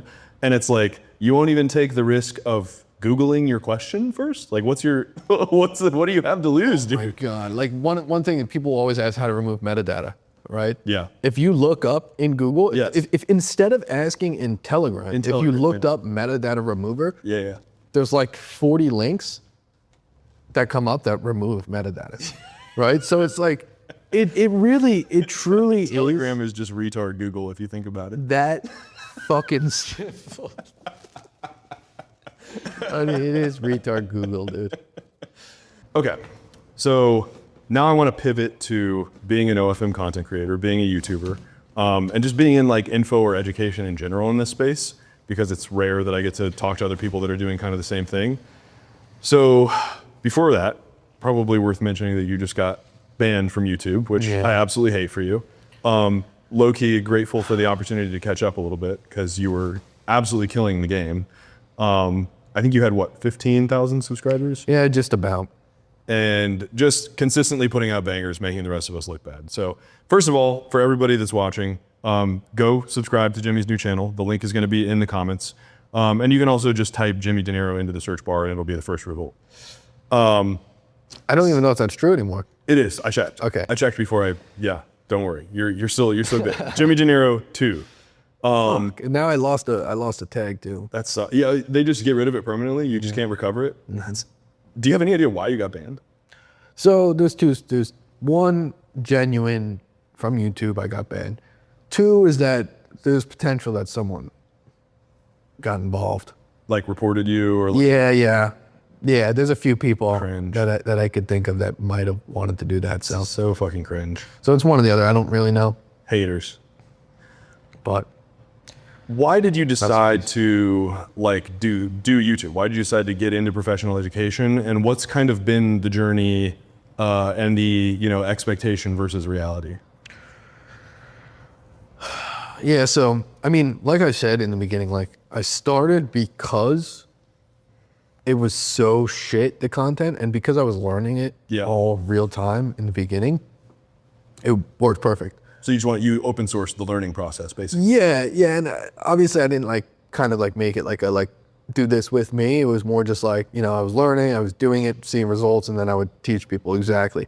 And that actually works better when you are making a brand, because you're on that level, like you're literally having the same questions that people are having, which is great. Now it's a lot different. Like now I have to reverse engineer everything that I think people are asking questions, or like the questions I'm getting asked from a completely different perspective, whether I do it or not, which is a little bit more annoying. It's hard for sure because it's like I'm a big advocate for like documenting every part of, especially in business. Anytime you're like starting something new, document it the best that you possibly can, because you're just going to forget like 99% of the stuff that you did that made you successful. Yeah, exactly. So that's how I got started. There was just the people there were shit. Everyone had some fucking. I hate people who have scripts. I hate people who are like overly. You have to plan a little bit. Yeah, for sure. But I hate the word by word script, you know, telling you exactly what you want to hear, right? That the business is fucking easy. And it is. And this is where it also gets weird, because then also there's sometimes like they are true. Like, okay, it is easier than a lot of other things. Is it easy? Kind of, depending on who you are, you know. Sure. So, and of course you can't always say every caveat, but it's just like the stuff, the VSLs, the ad, even the cadence, it's all like templatized. The biggest mistake OF creators are making is that they're not doing. It's like, shut the fuck It's so fucking annoying. Yeah. Or like, I just made a voice note about this. Like, you know, people on Instagram will be like, I'm not gonna gatekeep like the other gurus, and then shill you the shittiest free product that you've never heard of that they have a referral deal with. Yeah, of course. And it's like, well, of course you're not gonna gatekeep, because you're shilling some bullshit product made by a retard who vibe coded it. Yeah. And fucking said, hey, do you want 15% of this crap? You want an affiliate link, bro? I get so many offers from sponsors. I've taken on, I think, one sponsor for the entire time I've done this. I hope I'm not lying. It's Super Creator, and it's because I used their product. Their product was great. And I was like, yeah, sure, I'll shill your thing for like 2 months if you pay me. Well, that's how referrals are supposed to work. Right. Referrals are supposed to be, if you use something, you fucking promote it. Yes. And if you have a brand, you monetize that as well. Yeah. Right. And you get paid, but you actually use it. You're not supposed to promote shit that you don't use. Like, I use FanView. Yes. Right. I have a FanView referral. Yeah. It makes sense. I don't use Higgsfield, so I don't have a Higgsfield referral. I don't recommend it. I do use WaveSpeed. I don't know if there's a referral program for that, but whatever. Yeah. Like, I would use a WaveSpeed referral. You should only advocate for products that you've actually used and believe in, and think that your viewers are going to get value out of. No, exactly. But anyway, I guess we're a little bit off topic. So that's why I started. The goal was to not be gay. We kind of failed. You 60. We kind of failed, especially now, man. Like, I took like 6 months off. Like, I don't have my YouTube to prove it anymore, but There's a gap. There was a big gap where I was like, I can't, because like, even like, it starts off you're authentic. Yeah. Right? It starts off you're authentic, and then what happens is you repeat yourself so many times in your authentic self that you actually can't even be You become a character. Yeah. So I'm just like cursing. I'm saying fuck you. I'm pissed off at all the fucking normies and the brokies for asking these stupid questions. Yeah. And now when I can't even really get that pissed anymore, because like, I already know. Like, I already know what they're gonna say. Yes. I already know their questions. I already know they're retarded. You know every single comment you're gonna get. You know every single thing people are gonna say in the Telegram group when they join. It's just And it's like good old. The almost the mature way to look at it now is like, actually, that they kind of had it right in the beginning, right? Like, because they're actually being more mature about it. Sure. Like, if you're gonna sit here and think, oh, you know, people are gonna like, respect that shit and, you know, feel some type of course, there's people who do, but it's a minority of people, and it's like, it's almost immature to think that like, you're gonna go against data, you're gonna go against how people actually act, you're gonna go against psychology. So that's kind of where I'm at now. But obviously I love doing things like this, because it's like, okay, I can actually say my opinion. Right. If people see this content, they know how I actually think. Yeah. They see other content where I'm LARPing, because like, after I got banned, I'm like, it's time to start LARPing on Instagram. Yeah. No, because it pisses me off too, because I go, okay, if everyone else is being literally just straight up lying, and they don't do this shit, and they don't actually have a business, they don't actually make money, they don't actually know what they're talking about, and they're just making content, Yes.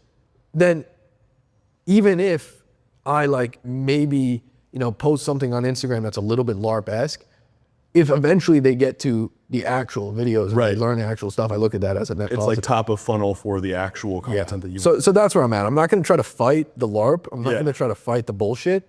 But eventually, hopefully, they get to the legit shit in the funnel. Yeah, for sure. It's definitely, I mean, like, I would love to talk about new stuff once, like a majority of my audience has actually fucking internalized the really fundamental basic stuff that I try to put out there. I think that's the most frustrating thing for me is like, you do have to repeat yourself. Yeah. Like, not once, not twice. You have to repeat yourself in every fucking video, and you have to treat every single video as though no one has ever watched a piece of your content before. I think that's maybe something that people don't understand about content creation, especially in the education space, is that like, I can never make the assumption that I can make a reference to a previous video or like a concept that I've talked about before and expect that person is gonna have any clue what I'm talking about. Most people on YouTube are only watching like, what's your retention rate? For me, it's like people drop off around like 9 minutes. I don't even look at my YouTube. Okay, yeah. But it's like, well, if people are only watching the first 9 minutes of the average video and my average video is 35 minutes long, like, fuck. Yeah, but isn't it like most people drop off in 30 seconds and then like the other ones, a small percentage? My retention curve is pretty good. Like no one actually watches 9 minutes, right? It's like someone watches either I see what 30 you're saying. seconds or... If you go into YouTube Analytics, it will show you the percentage of people that, it's not an average. It's like this many people dropped off after watching 9 minutes. It's not like people on average watched 9 minutes. Their average watch time is a metric, but like what I'm talking about is the actual retention curve. And you can see it'll just be like, it's insane. And it's in every single video, irrespective of whatever you put there for my videos, it's like between 8 and 9 minutes. It just goes like, oh, wow, up. Fuck. It's just one of those things people just have about that attention span on YouTube. Yeah. Better than Instagram, it's 3 seconds. But fuck me. So, let's talk about like info products, because obviously you have the agency side of the business. And then you also have, is it like you have like a mentorship or like a core, what do you call it? Yeah, so now I have like an everything. Okay. But I mainly have a school product, like a low ticket school product. Okay. And this is how I looked at info, right? Now it's so competitive. Info also like can be leaked. Sure. Right. So I don't really believe in like charging like, thousands of dollars for something that they could just that could just get leaked. Sure. And then someone else fucking ends up with the same Sucks thing for your customers, for free. Yeah. It's just like this resentment that grows and whatever. So now the way I have my product structured is that, okay, all the info you need is in my lowest ticket school, right? Interesting. Okay. And then any upsell I have on that is access to me or services done for you. Got it. So like I look at it as things like, okay, you literally can't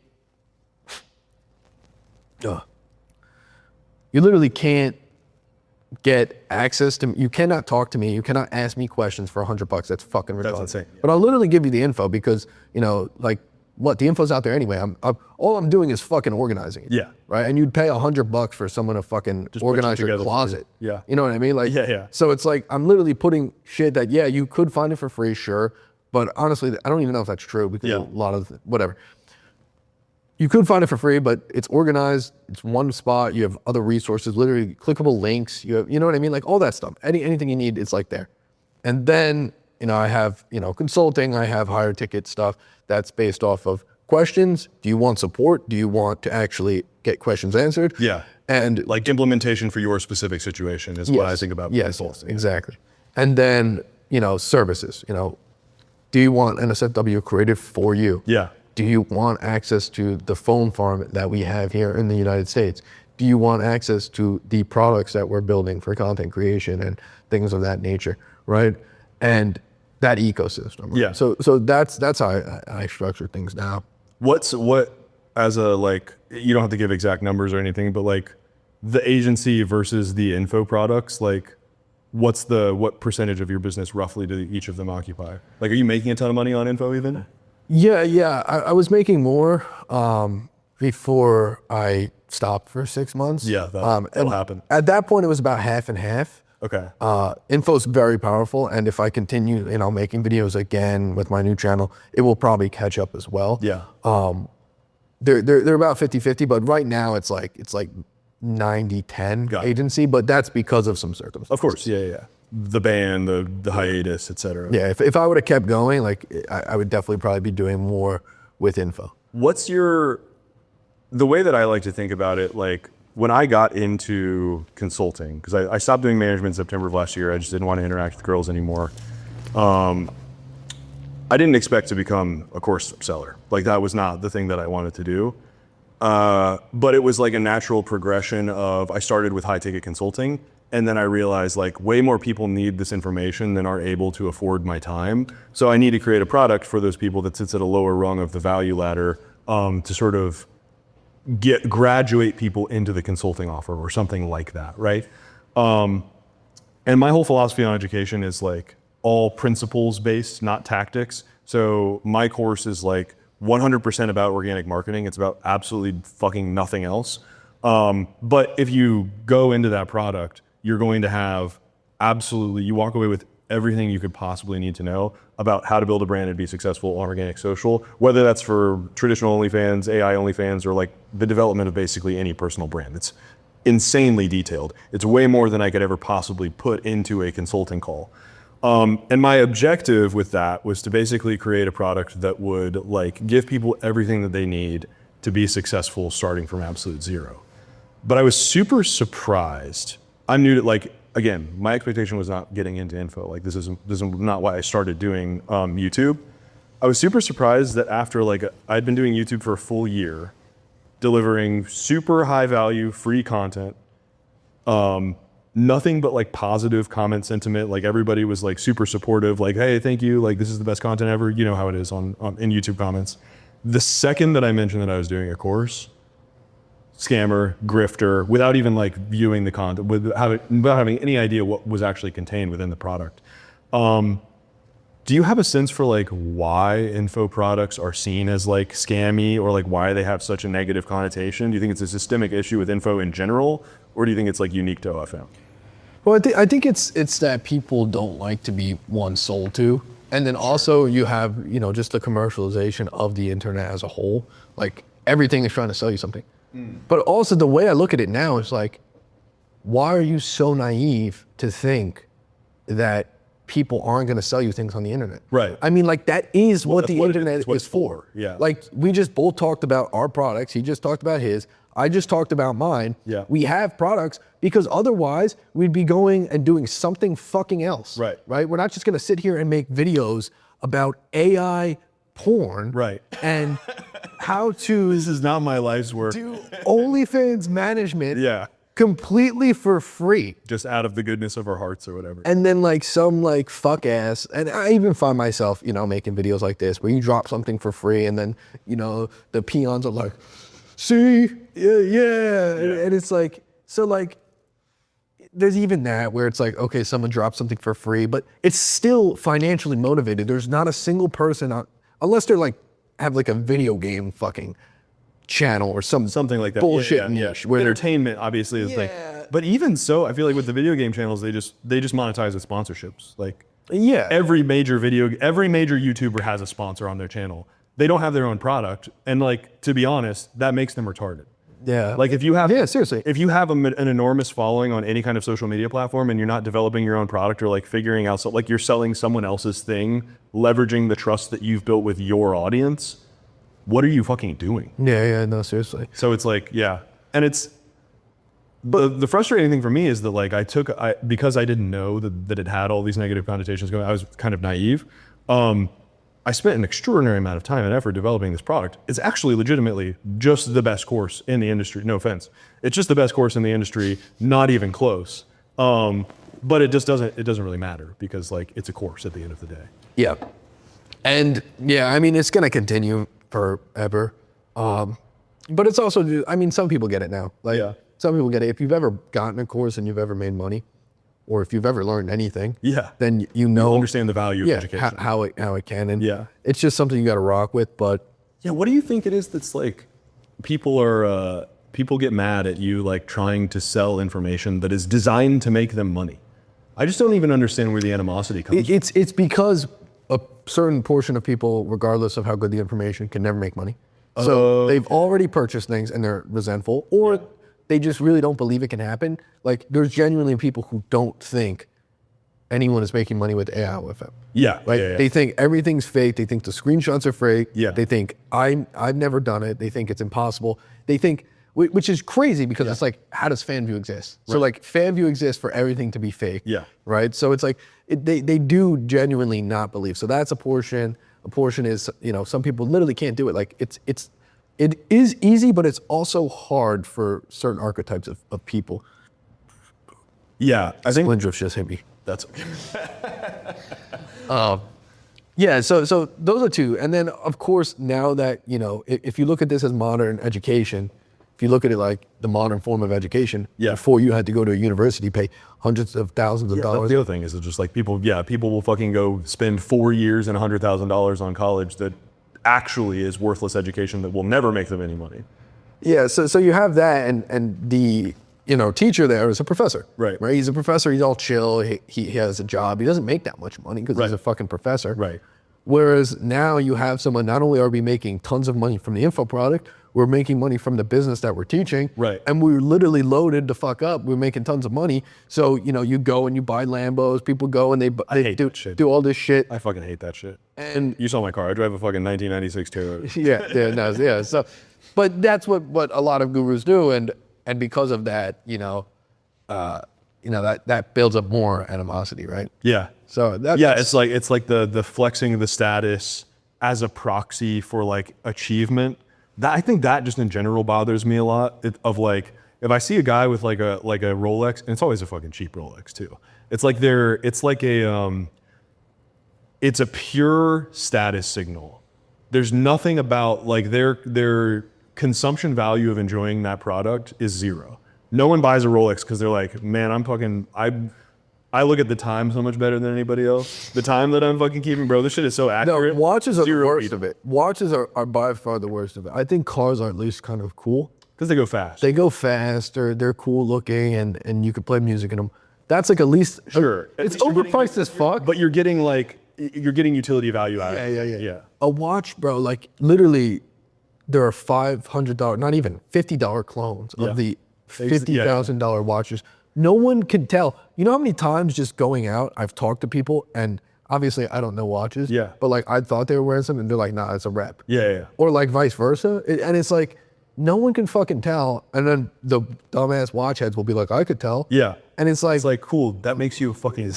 That's your thing, dude. watches are the worst for sure. I'll never get a watch. But I think they look good. So it's just shit like that. That like the status signaling in order to like sell something, I think rubs people the wrong way, but that's totally justifiable. It's the like, as a guy that like, yes, I'm trying to make money, but I'm trying to make money by making you money, and my business doesn't work unless I repeatedly demonstrate that I'm capable of helping other people make money. That's the whole fucking thing. Like if my product was shit, if my consulting was shit, if my content was shit, and nobody ever made a single like dollar from any of the advice that I gave, then like it would be self-evident. Like no one would buy my products. Nobody would watch my content. Like that is just kind of how it works in the long run. So it's just one of those weird things where like I feel like people's sense of like how they make the determination or the assessment of what is valuable is like fundamentally broken. I wonder what causes that. But and then there's just some people that are retarded, obviously. Yeah. What are some of the things that like people don't understand? We kind of got into a little bit like the things that people don't understand or appreciate about making educational content specifically. Because we talked about like you have to repeat yourself an insane number of times. What are some of the things that you like learned over the course of doing this that maybe surprised you or that are like non-obvious? I mean, non-obvious, probably none, because like I feel like you hear all the cliches regardless. But like the main one is that like, you sell the result and not the value. Yeah. And like that's true as fuck. Like I swear to God, I could be like, literally, we can, we have this thing and it can make you 1,000 meals a day, super high quality. You don't even got to set it up. We set it up for you, right? And like the interest is like, eh. But then if I say this just made this guy fucking $100,000 and I sell the same, it fucking will fly off the shelves. Like, Right. And it's actually frustrating because it leads into what you just said about like the watches and the cars and stuff, where that is why that works to a degree, is because they don't give a fuck about the shit. And then you know that when they purchase the product and they don't even use it. Yeah. You know how many times people have bought something from me and never even set it up? I get a message 6 months after. At one point I was selling this Airtable before like, you know, vibe coding was like a big thing. And then literally a half a year goes by, or maybe more than that. And he's like, yo, I never set up the Airtable. Is it still working? It's like, actually, no. Yeah. Like this fucking technology Totally came out. deprecated, yeah. And then this guy's angry. It's like, it was $1,000. And it was like, bro, you're supposed to, when you buy something, you're supposed to use it right away. Yeah. Right? If you buy the new iPhone, and you don't fucking use it till the year after and a new one When comes the new out. one, yeah, it's like, like, that's what your the fuck fucking did you fault, expect? dumbass. Yeah. It's insane. It's absolutely fucking insane. Yeah, it's you know, it's a love-hate relationship too, because I feel like you have like a Telegram community, right? I do enjoy interacting with people, even people that are like really new and they know absolutely nothing. There is something special about interacting with like fresh entrepreneurs who you can tell are going to make it. I think that's kind of like, aside from like the money piece is obviously like fundamentally kind of why we're all here, but on the like human level, the one thing that I do really enjoy about being an educator and being in info is like when people do incorporate your advice and they make a fuck ton of money, that's really gratifying to me personally. Because it's like, the way that I look at it is something like, business is about competing in the marketplace of ideas. And if your ideas work, it's self-evident because you make money, right? Like that's the nature of the business.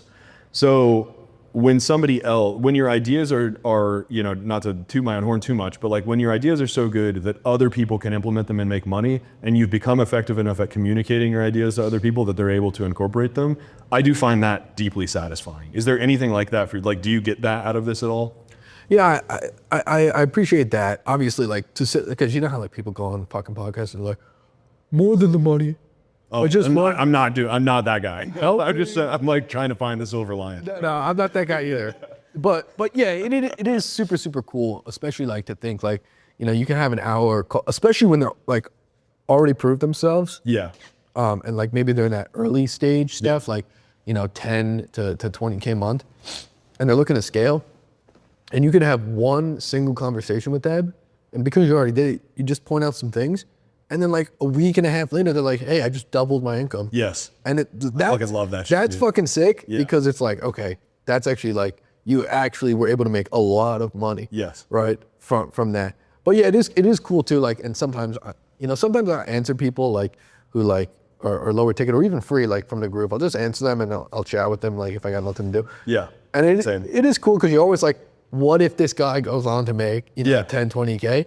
Because then they always like, it's such a cool. Yeah, they come back and they're like, hey, this guy actually knows what he's talking about. I implemented his advice and I did this. And it's like, you didn't have to do that. That was really nice of you to like come back and like credit me for that or whatever. But like, But you can't do it to everyone and then like. no, because 99% of people are just not going to be able to use the advice and it's just going to fucking suck for them. Yeah, and you just don't have the time. But it's funny too, because like that's how different like opinions can form. Like you could be the one guy that randomly texts me that I respond to. You think I'm the best guy ever? Oh, he's so nice. He answers his fans. Yeah. The other guy texted me some retarded shit. I said, bro, Fuck you. get a job. Yeah. Fuck you. And he's like, that guy's a fucking scumbag. Yeah, you get You know what I mean? So it's like, It's like so that's fucking true. Like it's so true. I try not to respond. Like what I do now is if somebody asks me a really stupid question, I just say, not even a stupid question. I do say this to people with legit questions too. But like, if you're gonna DM me one-on-one, like you have to pay me. I just don't do like, unless you send me something where it's like, oh, this is clearly like somebody who's exceptionally bright and has a lot of potential. But like that's not most of the people that DM us if we're keeping it a buck. What I do now is I'll just say, hey, appreciate you like following the channel and asking questions and stuff. Go ask that in the group chat. I'll get to it when I get to it, and that way everyone can benefit from the information that I'm giving you, and it's not like a one-on-one thing. That is, I think, a more appropriate, like that's what I would generally, if you have questions for me, join my Telegram group and ask them in the Telegram group. Don't DM me because I'm just probably not gonna read it. But it's the ones that really piss me off are the people that like, I had a guy message me last week, I think he was from Greece or something. And he was like, hey, what do you think of my model? And then I like read it and I just didn't respond because I don't care, like, fuck you.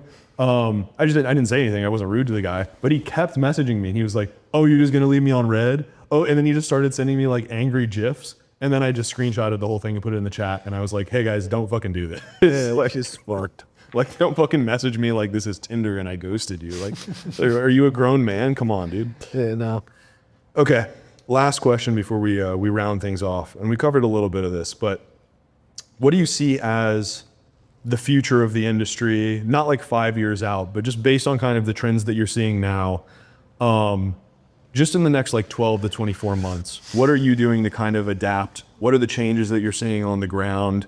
And where do you think things are going to be within that like 1 to 2 year period? And what are you doing to position yourself to like be in the best possible place? You just have to be as flexible as possible. Yeah. Right? Because it's like, one, it's really hard to predict. Generally, like I said, I think things will move in a faster paced direction where like, and less concept driven, I think, where it's like, right now we have a pretty clear concept of AI OFM and OFM and hybrid, and we conceptualize them so it's easy to wrap our heads around.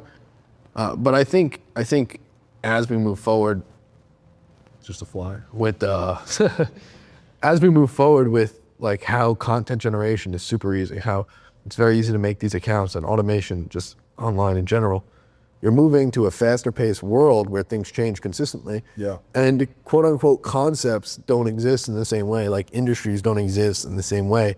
They're more Dynamic. They're like AI OFM, yeah, but also like there's like 8 million sub little things that are going on, and this works and people are using this and you know what I mean? So I think that's the way it's going. So just not being attached and getting stuck in any one way of doing things is the key thing moving forward, because I don't fucking know. I mean, like we said, we know that people are going to, pay for just straight AI. Yeah.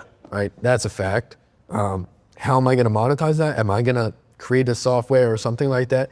Doesn't really seem like I'm kind of in that position. Right. Doesn't seem like a direction I'm going. Maybe I do. Maybe And sometimes like the best thing to do is also like you're just not in a position to take advantage of it. In the modern business environment, things just change so unbelievably quickly, and like the rate of change is only going to continue to accelerate with AI as the marginal cost to produce software gets closer and closer to zero. You already see it with like me personally. I'm a one-man show. I don't have any employees right now. I have a contractor that does my video editing, and like I'll occasionally contract some design work out. That's it. But like the rest of my business is run by AI agents, and like that's the direction that I think that the world is going. These tools are extraordinarily powerful and they don't seem to be slowing down. And so like dynamism and flexibility and like not getting attached, as you said, to any one particular thing is probably the best way to position yourself for success in 2026 and beyond, because it's just, things are changing so quickly. You can't expect the thing that works today or the thing that's making you money today. Especially in the context of an industry like adult, where everything changes fast. Like adult is also, the entire world is changing and moving faster than ever. And then adult as a subset of the entire world is an industry that already changes completely, radically, like every, let's say 5 to 10 years. Have you ever talked to Andy Woolmer? Mm-mm. He's like a big, he's the creator traffic guy. Biggest like OFM paid ads network, but he's been an adult for 26 years. And listening to him talk, you realize like 26 years ago, our business was like DVDs. That's how he got his start, is like licensing DVDs, like pornographic DVDs for sale in Europe. And then, 10 years later, you had tube sites, and no one is ever going to buy a DVD again. And then 10 years after that, you have OnlyFans. And it's just like all of these things are happening so quickly that you really, I think that the name of the game right now in OFM is make as much money as you possibly can while it still exists in this state, because there's no guarantee that it's going to for much longer. Yeah, and people like, obviously like, if you're thinking about like the ICP of like you know, your normie that like needs to be convinced into business over like, you know, just being a normie fuck. Yeah. Which I don't think, like most normies should just be normies. Yeah, they should. But like you also like, there is this weird level of like, okay, like get them out. Yeah. And it's like, if you're looking at that person, you know, they want that. They're like, what's something stable that's going to last forever? Like they don't want to be told. A good way to phrase that would be to look at starting as your stability, because for example, the reason I was one of the first people to start making YouTube videos on AI OFM is because I was doing OFM. Yeah. And I was on YouTube. And I was like, okay, let's check It doesn't exist. Yeah, let's try it out. That's your stability. So whatever is next, if you're starting now, you'll be prepared for it. You'll be in it. You'll be ready to go. 100%. Whereas like if you just come back, then you're gonna have to restart and catch up on whatever that new thing is. Yeah. So yeah, I would just add that for the normie fucks. I hate them so much, dude. Okay. Well, you have anything else to add before we close things off? No, I think we pretty much hit everything. I think so. Thank you so much for being on the show. I love doing these in person. This is way better than a Zoom call. We tried to do this a couple weeks ago and the audio got completely fucked. And I was like, well, let's just do it in person then. So glad we ended up being able to meet up. So just a quick reminder for everybody who made it to the end here. Go right now, subscribe to Jimmy's channel. It's Jimmy DeNiro 2 on YouTube. It'll be linked in the description and in the pinned comment. Make sure that you're subscribed to my channel while you're at it. Check out the other links in the description.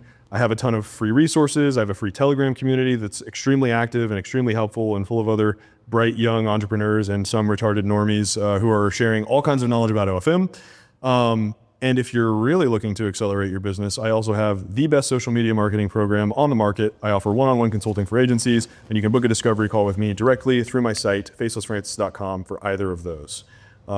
Jimmy, any parting words? Peace out. Thank you for watching, and as always, I'll see you in the next one.